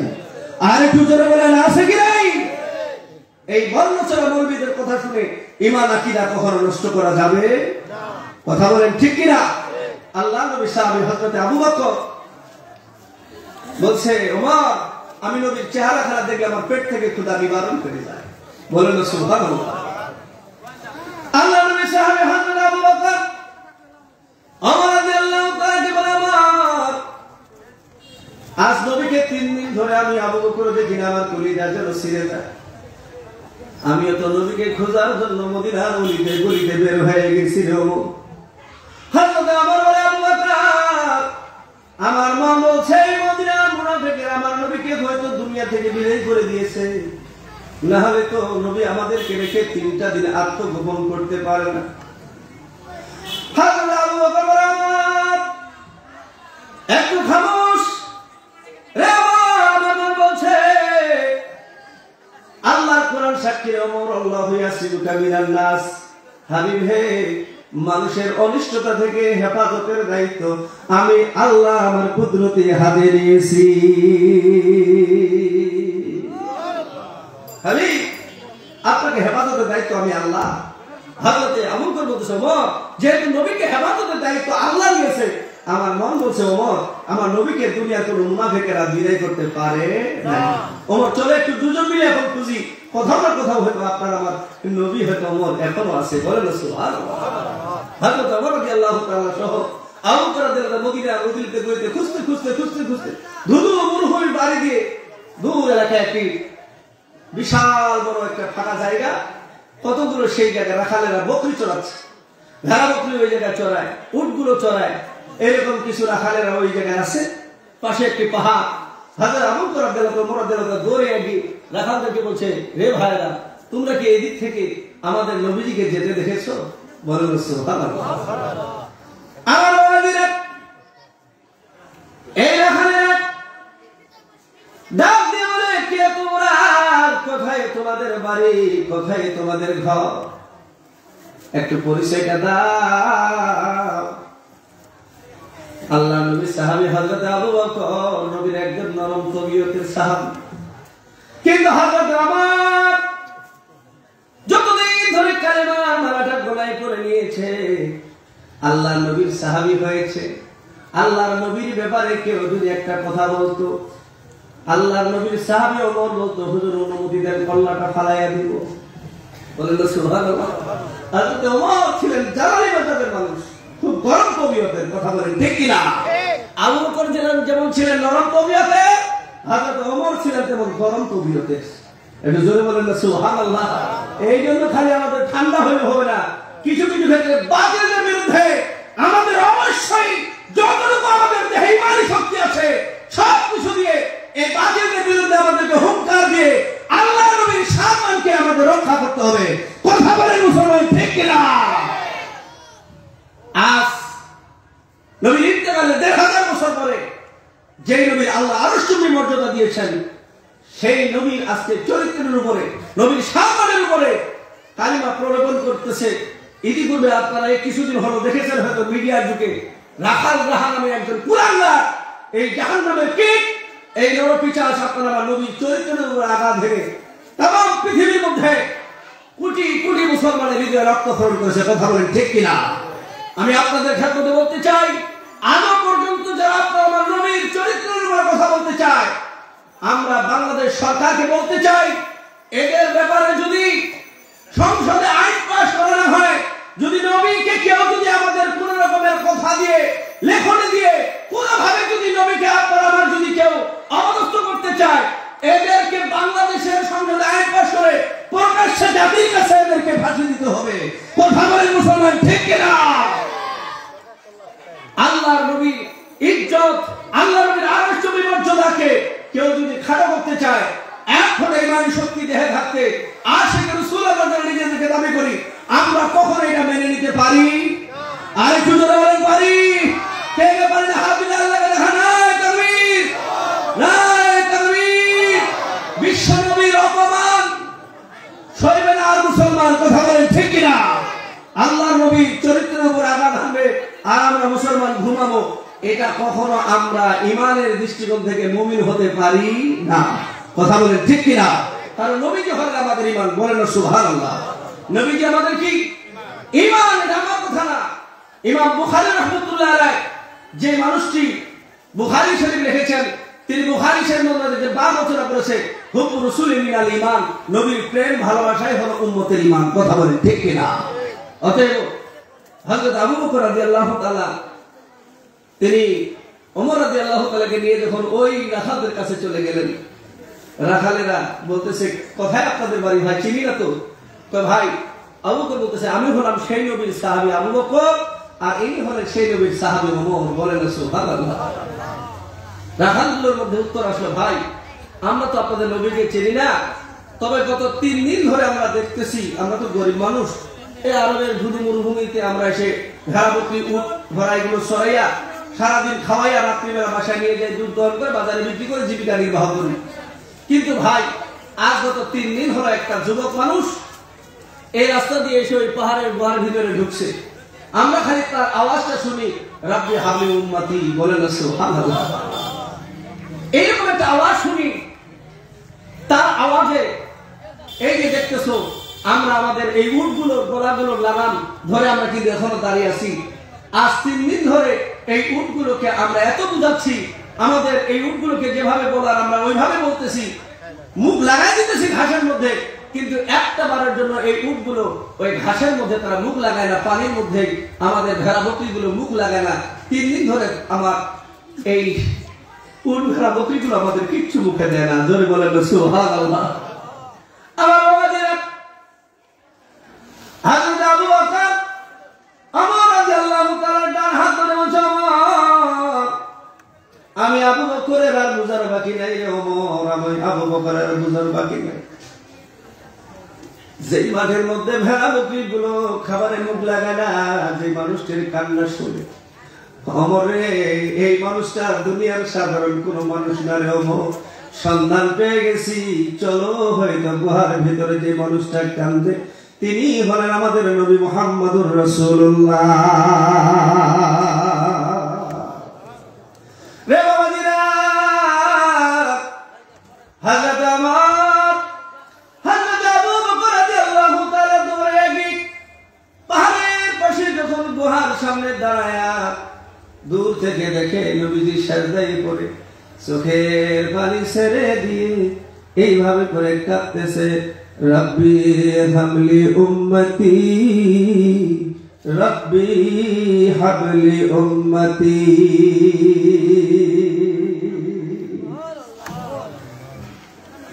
হযরত আবু বকর রাদিয়াল্লাহু হুজুর, আপনি কান্না বন্ধ করেন, দেখেন আপনার সাহাবী আবু বকর আমি এসে হাজির হয়ে গেছি। হুজুর গো, আমি আবু বকর শুধু একা আসি নাই, আপনার ওমর এসেছে। আল্লাহর নবী, কান্না আপনি বন্ধ করেন, যে কারণে কান্না আপনার, আমরা আপনার কাছে এসে হাজির হয়ে গেছি। হুজুর একটু আমাদের দিকে চোখ ফিরাইয়া তাকান। নবীজির কান্না বন্ধ হয় না। আমার বাবাজিরা, হযরত আবু বকর ডাক দিয়ে বলে, নবী গো, আমি আপনার হিজরতের সাথী, আমি আপনার দ্বীন প্রচারের সাথী গো নবী। ইয়া রাসূলুল্লাহ, আল্লাহর দ্বীন আমি গ্রহণ করার পর থেকে আজ পর্যন্ত আমি আবু বকর যত জীবনে আমল করেছি, নবী গো, আপনি যে গুনাহগার উম্মতের মায়া কাঁদেন, কাল কিয়ামতের ময়দানে আপনার গুনাহগার উম্মতের যদি কোনো কারণে জাহান্নামে যাওয়ার লাগে, ইয়া রাসূলুল্লাহ আমি ওয়াদা দিয়ে দিলাম কাল কিয়ামতের ময়দানে আপনার গুনাহগার উম্মতের জন্য আমি আবু বকর আমার সারা জিন্দেগীর আমলগুলো উৎসর্গ করে দিলাম। হুজুর আপনি কান্না বন্ধ করেন, আমি আবু বকর আপনার গুনাহগার উম্মতের জন্য আমার জিন্দেগীর সব আমল আমি দিয়ে দিলাম। বলেন সুবহানাল্লাহ। নবীর কান্না বন্ধ হয় না। হযরত ওমর বলছে, হুজুর আমি ওমর দেখেন আপনার পাশে এসেছি। হুজুর যে ওমর আপনার এমন সাহাবী যার ব্যাপারে তো আপনি বলেছেন লাউ কানা বাদি নাবিয়া কানা লাকানা ওমর, হুজুর গো আপনার পরে তো কেউ নবী হবে না, কিন্তু আপনি তো বলেছেন, আপনি তো নিজে সার্টিফাই করেছেন যে হ্যাঁ যদি এইরকম নবী যেহেতু হবে না, তবে নবী হওয়ার মতো যদি কোনো রাস্তা থাকতো, কোনো সুযোগ থাকতো, তাহলে এই জগতে আরেকটি মানুষ নবী হতো, সেটা হলো হযরত ওমর। বলেন সুবহানাল্লাহ। কারণ একটি মানুষ নবী হওয়ার জন্য যতগুলো গুণাবলী থাকার দরকার, যত বৈশিষ্ট্য থাকার দরকার, আল্লাহ প্রত্যেকটি বৈশিষ্ট্য হযরত ওমরের মধ্যে দিয়েছিল। জোরে বলেন না সুবহানাল্লাহ। আজ হযরত ওমর রাদিয়াল্লাহু তাআলা কত বড় একজন নবীর দামি সাহাবী, যেই সাহাবীর ব্যাপারে নবীজি নিজে সার্টিফাই করেছে যে আমার পরে কেউ তো নবী হবে না, তবে যদি হতো তাহলে এটা কে হতো? হযরতে আরেকটু জোরে বলেন কে? সেই ওমরের দাম কম না বেশি? আজকে কানা মৌলবি দলিল খুঁজে পায় না, কয় তারাবি নামাজ 12 রাকাত আর 8 রাকাত। কথা বল ঠিক কি না? এই মৌলবিদের ফতোয়া আপনারা কখনো গ্রহণ করবেন না।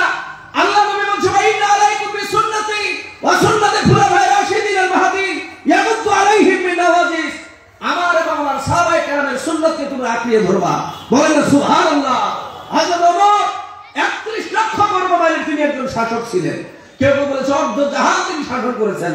বলেন না সুবহানাল্লাহ। যে ওমরের পরামর্শে 32টা মতান্তরে 40টা টাটকা আল্লাহ কোরআন আয়াত নাযিল হয়েছে। এরকম একজন দামি নবীর সাহাবী মদিনার মসজিদে তিনি জামাতের সাথে 20 রাকাত তারাবি চালু করে দিয়েছেন। আজও মক্কা মদিনা সহ সারা পৃথিবীতে 20 রাকাত তারাবি নামাজ জামাতে আদায় হয়। আর এই বর্ণচড়া কিছু মৌলবি এখন আমাদের সমাজে তৈরি হয়ে উঠেছে, না না না না তারাবি নামাজ 8 রাকাত। কথা বলেন আছে না নাই? আপনারা বলেন তারাবি নামাজ কয় রাকাত? 100% ছিল সত্য ফতোয়া। তারাবি নামাজ সহিহ হাদিসে প্রমাণিত দলিল হলো আহলে সুন্নাত ওয়াল জামাতের আকীদা আমাদের তারাবি নামাজ 20 রাকাত। কথা বলেন তারাবি নামাজ কয় রাকাত? আরো জোরে তারাবি নামাজ কয় রাকাত?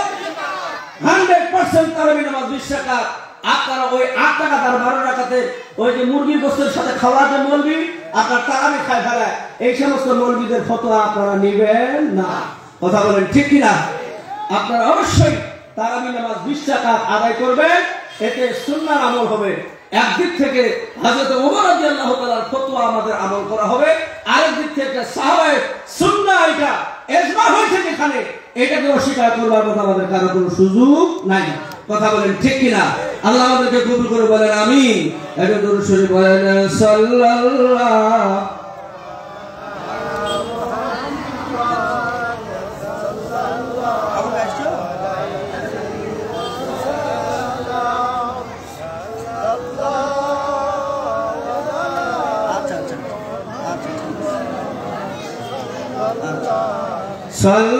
সাল্লাল্লাহু আলা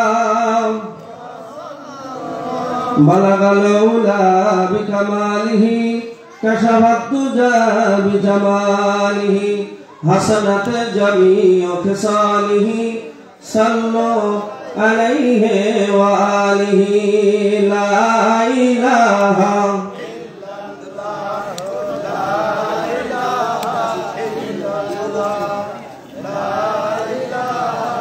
illallah la ilaha illallah মুহাম্মাদুর রাসূলুল্লাহ। কষ্ট হচ্ছে আপনাদের? কি কষ্ট হচ্ছে নাকি? বাবা আমি তো নোয়াখালী থেকে কোনো ওইরকম হুজুর না যে আপনাদের বারান করে লেখাবো, টাকা উচ্চারণ করবে টাকা। আমার কথা তো মনে হয় বোঝা যায় নাকি বলে? আপনাদের শেখের হাটা রুইয়া তো খুব একটা দূর না, আমরা আমাদের ভাষা বুঝি, কথা বলেন ঠিক কিনা? পয়কার বা দন্তনা এসে পানি বানান করে কিন্তু উচ্চারণ করে হানি, কথা বল আছে না নাই? কিন্তু আমাদের তো এরকম না, আমরা দেশি মানুষ, আমাদের দেশি ভাষায় আমরা কথা বুঝি, কথা বলেন ঠিক কিনা? আল্লাহ আমাদেরকে তৌফিক দান করে বলেন আমিন। সম্মানিত সুধী, হযরত আবু বকর রাদিয়াল্লাহু তাআলা ডাক দিয়ে বলে, হুজুর দেখেন আপনার সাহাবী ওমর আসছে। ওমর বলছে, হুজুর আপনার আবু বকর আপনার সারা জিন্দেগি আমলগুলো উম্মতের জন্য দিয়ে দিল, আপনি তাও কান্না বন্ধ করেন না। হুজুর একটু আমার দিকে দেখেন। হুজুর আমি ওমর তৈয়ার হয়ে গেছি। আল্লাহ নবী তাও কান্না বন্ধ করেন না। ওমর বললেন, হুজুর আমি ওমর আমার জিন্দেগির সমস্ত আমল আপনার গুনাহগার উম্মতের জন্য কুরবান করে দিলাম। একটু জোরে বলেন সুবহানাল্লাহ। আল্লাহ নবী তাও কান্না বন্ধ হয় না। হযরত আবু বকর বলেন, ওমর আল্লাহ নবীকে এখান থেকে বের করা মনে হয় আমাদের পক্ষে সম্ভব হবে না, তবে চলো এই কথাটা একটু আমরা ফাতেমার কাছে মেসেজ দিয়ে দিই। হয়তো ফাতেমা যদি এই জায়গায় আসে, ফাতেমা তো জোহরা রাদিয়াল্লাহু তাআলা আনহা, উনি যদি এই জায়গায় আসে, হাসান হুসেনের দোহাই দিলে হয়তো, কারণ এই হাসান হুসেনকে তো নবীজি কলিজা দিয়ে বড় ভালোবাসে, বলেন সুবহানাল্লাহ। হয়তোবা হাসান হুসেনের দোহাই দিলে ফাতেমা তো জোহরা রাদিয়াল্লাহু তাআলা এই জায়গায় আসে, একটু নবীকে বুঝাইলে হয়তো আমরা এখান থেকে নবীজিকে বের করে নিয়ে যেতে পারবো, নচেত নবী মনে হয় এখান থেকে বের হবে না। সম্মানিত সুধী, হযরত আবু বকর রাদিয়াল্লাহু তাআলা দুজনে আবার ওখান থেকে বের হয়ে দৌড়ায় এসে ফাতেমা তো জোহরা রাদিয়াল্লাহু তাআলার ঘরে ঢুকবে। ইন দিস টাইম হযরত আলী রাদিয়াল্লাহু তাআলার দেখা। আলী বলছে, কি বাবা নবীজি 3 দিন ধরে নাই, আমিও তো সেই নবীর খোঁজে বের হয়েছি। হযরত আবু বকর বললেন, আমরা নবীজির সন্ধান পেয়েছি, তবে আমরা দুজন আমাদের জীবনের সমস্ত আমল নবীর গুনাহগার উম্মতের জন্য আমরা কুরবান করেছি, কিন্তু নবীজি আমাদের কথায় রাজি হয় নাই। নবীজি এখনো কান্দে। নবীর এই কান্না বন্ধ করার জন্য আমরা সিদ্ধান্ত নিয়েছি একমাত্র ফাতেমা তো জোহরা ছাড়া কেউ পারবে না, বলেন সুবহানাল্লাহ। হযরত আলী রাদিয়াল্লাহু তাআলা সেখান থেকে ব্যাক করলেন যে চলো তাহলে একটু ফাতেমা তো জোহরার কাছে যাই। হযরত আবু বকর রাদিয়াল্লাহু, ওমর রাদিয়াল্লাহু তাআলা, আলী রাদিয়াল্লাহু তাআলা, তিনজন নবীর সাহাবী ফাতেমা তো জোহরার বাড়ির কাছে গিয়ে তারা বাইরে দাঁড়িয়ে থাকলেন। আলী রাদিয়াল্লাহু তাআলা যেই না ঘরের ভিতরে ঢুকছে, ফাতেমা তো জোহরা রাদিয়াল্লাহু তাআলা জড়ায়া স্বামীকে ধরে বলছে, স্বামী গো কি বাবা, তুমি তো এইমাত্র নবীর সন্ধানে বের হয়ে গেলা, তুমি দৌড়ে আসলে আমি তোমার চেহারাটা দেখে বুঝতেছি আমার নবীকে মনে হয় এই মদিনার মুনাফিকেরা মনে হয় কোথাও শহীদ করে ফেলেছে। স্বামী গো তুমি বলো আমার আব্বু কোথায়, বলেন সুবহানাল্লাহ। আমার বাবাজিরা হাদিয়া তো জোহরা রাদিয়াল্লাহু তাআলা বিছানার মধ্যে পড়ে কাটা মুরগির মতো লাফায় কাঁদে। আলী গো চেহারাটা দেখে বুঝেছি, আমার মন বলছে আমার বাবা দুনিয়াতে হয়তো না। আরে আলী, আমার বাবার জন্য হাসান কান্দে, আজ 3 দিন ধরে হুসাইন কিচ্ছু খায় না। এত বুঝাই দুই ভাইরে, আমার হাসান হুসাইন একটু পানি পর্যন্ত নানুর শোকে মুখে দেয় না। বল আলী, আমার স্বামী, আমার আব্বা কোথায়, আমার টিম আব্বাটা কোথায়, একটু তুমি বলো, বলো একটু বলো। আমার বাবাজি না হযরত আলী রাদিয়াল্লাহু তাআলা চোখের পানিগুলো মুছে মুছে ফাতেমা তো জোহরাকে ডেকে বলে, ফাতেমা কান্দো না রে ফাতেমা, তোমাকে মেসেজ দেওয়ার জন্য আমি শুধু আসি নাই, আরো নবীর 2জন সাহাবী গেটের সামনে এসে হাজির হয়ে গেছে। হযরত আবু বকর, হযরত ওমর এসেছে রে ফাতেমা, রেডি হও। জীবনের সমস্ত আমলগুলো তারা নবীর গুনাহগার উম্মতের জন্য কুরবান করেছে, তাও নবীর কান্না বন্ধ হয় নাই। তুমি না যাওয়া পর্যন্ত আমরা সিদ্ধান্ত নিয়েছি নবীর কান্না বন্ধ হবে না, নবীকে হয়তো ফিরে আনা আমাদের সম্ভব হবে না। হযরত ফাতেমা জোহরা রাদিয়াল্লাহু তাআলা সঙ্গে সঙ্গে রেডি হয়ে দৌড়ে সেই গুহার দিকে রওনা করলেন। গুহার পাশে নিয়ে ডাকে বলছে, আব্বা যেই ফাতিমাকে দেখা না করা পর্যন্ত তুমি কোনদিন জিহাদের ময়দানে যাও না। আব্বা আজ আমি ফাতিমা 3 দিন ধরে ঘুমাতে পারি না, আমার হাসান হোসেন তোমার জন্য কাঁদে, মা হয়ে সহ্য করতে পারি না। 3টা দিন বাচ্চা 2টারে খাওয়াইতে চাই, পান করাইতে চাই, কিচ্ছু তারা খায় না, পান করে না। আমার বাবু গো আব্বু গো আপনি একটু মাথাটা তুলেন, আমি ফাতেমার চেহারার দিকে একটু আপনি তাকান, আমি ফাতেমা এসে হাজির হয়েছে। আল্লাহ নবীর চেহারা জমিনের মধ্যে লাগানো, নবীর চোখ বেয়ে পানি করছে। আল্লাহ নবীর কলিজার টুকরা ফাতিমা তো জোহরা বলে, আব্বু আমি ফাতিমা জান্নাতের মহিলাদের সালাদারি তুমি বলেছো, আয় আল্লাহর কাছে আমি আজকে আপনাকে সাক্ষী রেখে ওয়াদাবদ্ধ হয়ে গেলাম, আপনার গুনাহগার উম্মতের জন্য আমি ফাতিমা আমার জিন্দেগীর সমস্ত আমল কুরবান করে দিলাম। আব্বু আপনি কান্না বন্ধ করেন, তাও কান্না বন্ধ হয় না। পরিশেষে ফাতিমা তো জোহরা বললেন, আব্বু আপনি যেহেতু আমার জিন্দেগীর আমলগুলো আপনার গুনাহগার উম্মতের জন্য পছন্দ করলেন না, তাহলে আমার হাসান হুসেনকে আপনার উম্মতের জন্য কুরবান করে দিলাম। বলেন সুবহানাল্লাহ। পরিশেষে তাও নবীর কান্না বন্ধ হচ্ছে না। আল্লাহ নবী কাঁদতে আছে। ইন দিস টাইম আরশের মালিক সে আল্লাহ রাব্বুল আলামিন ডাইরেক্ট জিবরাইলকে মেসেজ করেন, জিবরাইল এই মুহূর্তে তুমি একটু আমার বন্ধুর কাছে গিয়ে হাজির হয়ে যাও। বলেন সুবহানাল্লাহ। আল্লাহ নবী বলে, জিবরাইল এই মুহূর্তে গিয়ে তুমি আমার বন্ধুর কাছে মেসেজ দিয়ে দাও, জিবরাইল আমার বন্ধুকে তার গুনাহগার উম্মতের মায়া কাটতে হবে না। আমি আল্লাহ রাব্বুল আলামিন ওয়াদা দিয়ে দিলাম, যে হাসান হুসাইনকে আমার বন্ধুর কলিজা দিয়ে ভালোবাসা তার নাতি মা হয়ে তোমার আমার বন্ধুর উম্মতের জন্য কুরবান করে দিয়েছে। ফাতিমা সারা জীবনের আমল কুরবান করেছে, আলী জীবনের আমল কুরবান করেছে, আবু বকর ওমর তাদের জীবনের সমস্ত আমল কুরবান করেছে। কারো আমল লাগবে না, শুধু আমার বন্ধুরে কান্নাটা বন্ধ করতে বল, কারণ আমি আল্লাহ বরদাস্ত করতে পারি না। কাল কিয়ামতের ময়দানে আমি আল্লাহ ওয়াদা দিয়ে দিলাম, আপনার হাবিব হে একটা গুনাহগার উম্মতকে আমি আল্লাহ ততক্ষণ পর্যন্ত জাহান্নামে দিব না, যতক্ষণ পর্যন্ত আমি আল্লাহ আপনাকে না বলবো, হাবিব আপনার এই উম্মতটাকে কি জাহান্নামে দেওয়া যায়? হাবিব আপনি যদি ঘোষণা দেন এটা জাহান্নামে দেন, আমি তবেই জাহান্নামে দিব।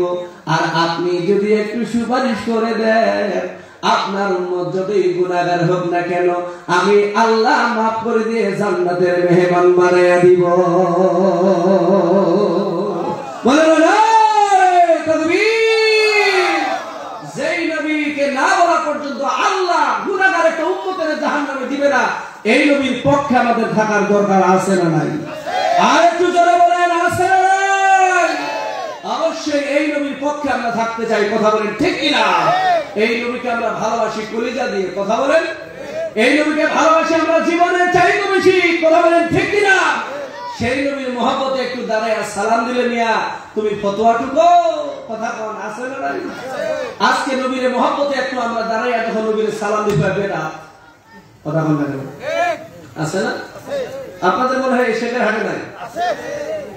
আমি বলি মৌলভী, এখানে যদি তোমার নবীর মহব্বতে দাঁড়ায় সালাম দেওয়াটা যদি বেদাত হয়, এটা যদি আদায় হয়, তুমি যদি এখানে শিরকের গন্ধ পাও আর বেদাতের গন্ধ পাও, সুদখোর, ঘুষখোর, চোর, ডাকাত, বাটপার সব তো গুরুস্থান বাড়িতে আছে। কথা কোন না?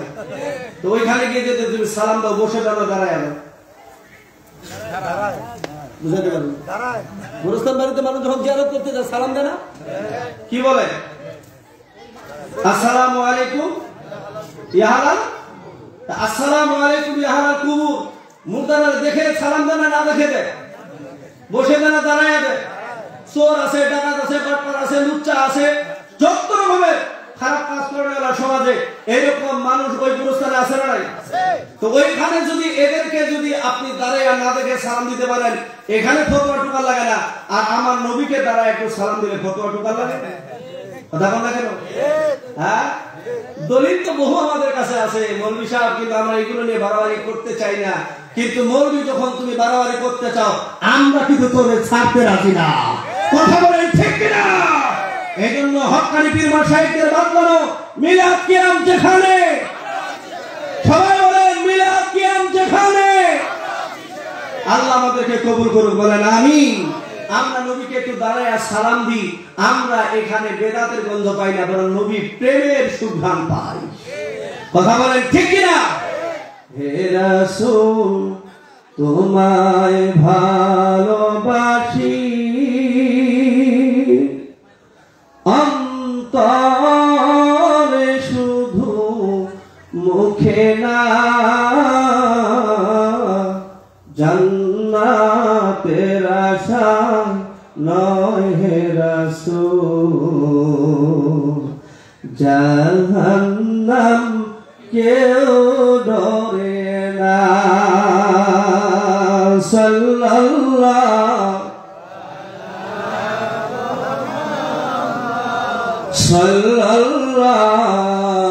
আলাইহি সাল্লাল্লাহু আলা মুহাম্মাদ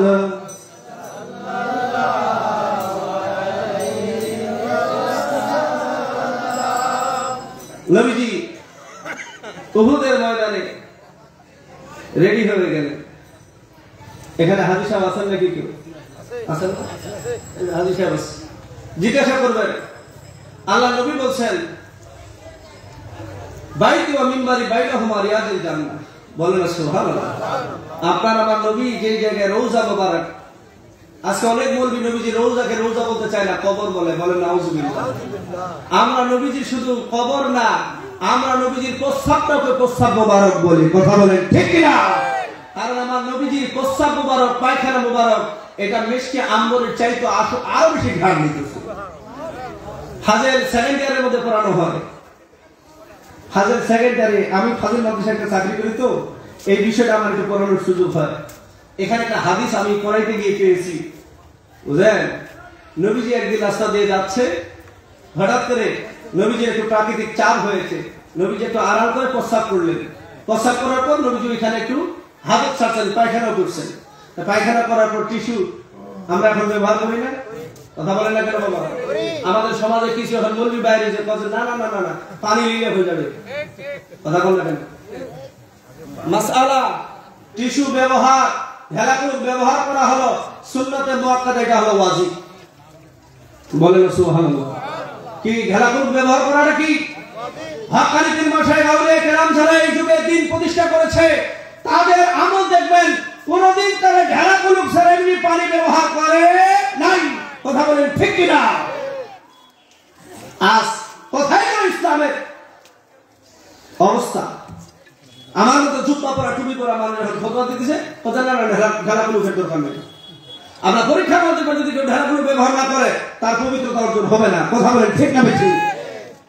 আর সালাত মিফতাহুল জান্নাহ, নামাজ যেমন বেহেশতের চাবি, আর তুহুর মিফতাহুস সালাহ, পবিত্রতা হলো নামাজের চাবি। এগুলো হলো বিজাতিদের ষড়যন্ত্র। আমরা যাতে পবিত্র হয়ে নামাজে না যাই, এজন্য ওরা আমাদের ভারতীয় মন্দিরদেরকে টাকা খাওয়ায়া ওরা এখন ফতোয়া দেওয়াচ্ছে। কথা বলেন মুসলমান ঠিক কিনা? এই সমস্ত মৌলবীদের কথা শুনে আপনারা ঈমান আকীদা নষ্ট যেন না করেন, পায়ে হাত রেখে অনুরোধ করছি। কথা বলেন ঠিক না ঠিক? আল্লাহ আমাদেরকে কবুল করে বলেন আমিন। নবীজি ওখানে প্রাকৃতিক হাজত ছাড়ছে। এক সাহাবী এখন দেখে নবীজি আমার ওখানে কি আড়ালে এতক্ষণ সময় দিলেন। সাহাবীদের কাছে গিয়ে দেখে কিছু নাই ওই জায়গায়। হাহারে আমার নবীর শান কত! প্রস্রাব পায়খানা নবীজি আপনার আমার করলে আল্লাহ এই জমিনকে বলে দিয়েছিলেন, নোটিশের উপর জমিনের উপর নোটিশ জারি করেছেন, খবরদার আমার বন্ধু যেখানে প্রস্রাব করবে পায়খানা করবে জমিন একটু তুমি ফেটে যাও, বন্ধু আমার প্রস্রাব পায়খানা করবে, বাস ওটা তুমি সঙ্গে সঙ্গে ঢাকা দিয়ে দিও। বলেন সুবহানাল্লাহ। আপনার আমার নবী যে রাস্তা দিয়ে যাইতো, পায়ের ঘাম যে বালুগুলোতে লাগতো 40 দিন পর্যন্ত ওই বালুগুলো থেকে মিষ্টি আম্বরের ঘ্রাণ আসতো। বলেন না সুবহানাল্লাহ। এখন গুগল ম্যাপ, কথা বলেন না কেন? আপনি ড্রাইভারকে এখন বলেন যে আমি ঢাকা সাভারে যাবো, আপনি মিরপুরে আছেন, দেখবেন ওই গাড়িটার মধ্যে গুগল ম্যাপ দেওয়া আছে। আপনাকে বলা লাগে না, আস্তে করে গাড়ি ওই জায়গায় পৌঁছায় দেয়। কথা বলেন যুবক ভাই, আছে না নাই? আপনার বাড়িটা যদি গুগলে দেওয়া আছে তাহলে আপনি ওই যে ঠাকুরটা বলবেন যে আমি ওই চলে যাবো শেখের হাট, আপনাকে আর কিছু বলা লাগবে না, গুগল ম্যাপ দিয়ে ড্রাইভার আপনি আপনার বাড়ি রেখে যাবেন আমাদের। এই বিজ্ঞান আবিষ্কার করছে। কথা বলেন। কিন্তু সাহাবীরা যখন আমার নবীকে দুই একদিন না দেখতো, রাস্তায় যখন বের হতো, ওরা তখন ওই গুগল ম্যাপ দিয়েছিল ওই সময় আমার নবীর ঘাম। কথা বলেন দেখি না? যে রাস্তা দিয়ে আমার নবী হাঁটতো ওই বালিগুলো আমার নবীর পায়ে স্পর্শ করবার কারণে ওই বালুগুলো থেকে মেশকি আমলের ঘ্রাণ বের হতো, সাহাবীরা বুঝতে পারল নবী এই রাস্তা দিয়ে গেছে। আর একটু জোরে বলা যাবে না সুবহানাল্লাহ, বলে নারায়ে তাকবীর। সম্মানিত সুধী, নবী আমার ওই জায়গায় প্রস্রাব পায়খানা মুবারক সারার পরে নবীজি চলে গেলেন, সাহাবী দৌড়ে গেছে, কিছু তো নাই, দেখে যে একটা তেরা পড়ে আছে, বুঝেন না, নবী আমার খেলাকুলুক ব্যবহার করেছে। আজ নবী খেলাকুলুকের দলিল খুঁজে পায় না। আল্লাহর কোরআন বলছে ফিহে রাজুলুন ইউহিব্বুনা আইয়াতাতাহারু আল্লাহু ইউহিব্বুল মুতাহহিরিন, বলেন সুবহানাল্লাহ। এই আয়াতখানা মসজিদে কুবার ওই রকম একটা ঘটনার উপরে এই আয়াতখানা নাযিল হয়েছে। লম্বা কথা হয়ে যাবে, সেদিকে যাচ্ছি না। অবশ্যই খেলাকুলুকের দলিল আছে, কথা বলেন ঠিক কিনা? সম্মানিত সুধী, সে যাই হোক, আল্লাহ নবী সাহাবী দৌড়ে আগে দেখে তেনাগুলো দেখে, হায় রে, এখান থেকে যেন মিষ্টি আমবারের ঘ্রাণ বের হচ্ছে, বলে না সুবহানাল্লাহ। কিসের ঘ্রাণ? মিষ্টি আমবারের ঘ্রাণ। এখন সাহাবী নিয়ে পাগড়ে ঢুকেছে, কোথায় পাগড়ে ঢুকেছে, ইতিমধ্যে নামাজের টাইম হয়ে গেছে। সাহাবী দৌড়ে আগে ওযু করে মসজিদে ঢুকে গেছে। সব সাহাবী এখন চিন্তা করে, হায় রে, কি রে, এতক্ষণ ধরে গোটা মসজিদের মধ্যে কোনো এরকম ঘ্রাণ ছিল না, কে আসলো, কি আতর ব্যবহার করছে, গোটা মসজিদ ঘ্রাণে ঘ্রাণিত হয়ে গেল। সবাই একজন আরেকজনকে জিজ্ঞাসা করে, ভাই আপনি কি কোনো আতর মিষ্ট ব্যবহার করছেন? কয় না তো। তবে আপনি? কয় না তো। এভাবে করে তারা করতে করতে কেউ স্বীকার হয় না। যেই মানুষটা ওই নবীর তেনা প্রস্তাব আর পায়খানা করার পরে যে নবী ব্যবহার করছে খেলাকুলুক হিসেবে, এই সাহাবী এখন ভয় কারণ আছে, কিছু বলে না, চিন্তা করছে, আরে এই ব্যাপারটা তো বলছে মেশকি আমার ঘ্রাণ, কিন্তু আমি তো দেখেছি এখানে কিচ্ছু ছিল না। নবী যে প্রস্তাব পায়খানা করার পরে এই খেলাকুলুক যে ব্যবহার করছে, না জানি দুর্গন্ধের কারণে আবার চিনবার জন্য এরকম করতে যাই, ভয়ে একদম জীর্ণশীর্ণ হয়ে গেছে। এরপরে যখন ওর কাছে গেছে, ভাই আসলে সত্যি কথা আমি বলছি, আমি কোনো আতর মেশক ব্যবহার করে নাই, তবে আমি রাস্তা দিয়ে আসতেছিলাম, আমি দেখলাম আমার নবী ওই জায়গায় একটা কি জানি প্রাকৃতিক হাজত ছাড়লেন, আমি যাই দেখি মানে কিচ্ছু নেই, আমি শুধু এই তেনাগুলো পেয়েছি, ভাই আমি এইগুলো প্যাকেটে ঢুকেছি, অন্য কিছু আমার কাছে নাই। শুধু প্যাকেট থেকে বের করে সাহাবী হাতে নিয়েছে, গোটা মসজিদ মিষ্টি আমবারে ঘ্রাণে ঘ্রাণিত হয়ে গেছে। জোরে বলেন সুবহানাল্লাহ, বলেন নারায়ে তাকবীর। রহমতে আলম নূরে মুজাসসাম, সাহাবীরা আতর বানায় মোর নবীজির ঘাম, সাহাবীরা আতর বানায়, বলেন বলেন বলেন। রহমতে আলম নূরে মুজাসসাম, সাহাবীরা আতর বানায় ওই নবীজির ঘাম, কথা বলেন ঠিক কিনা?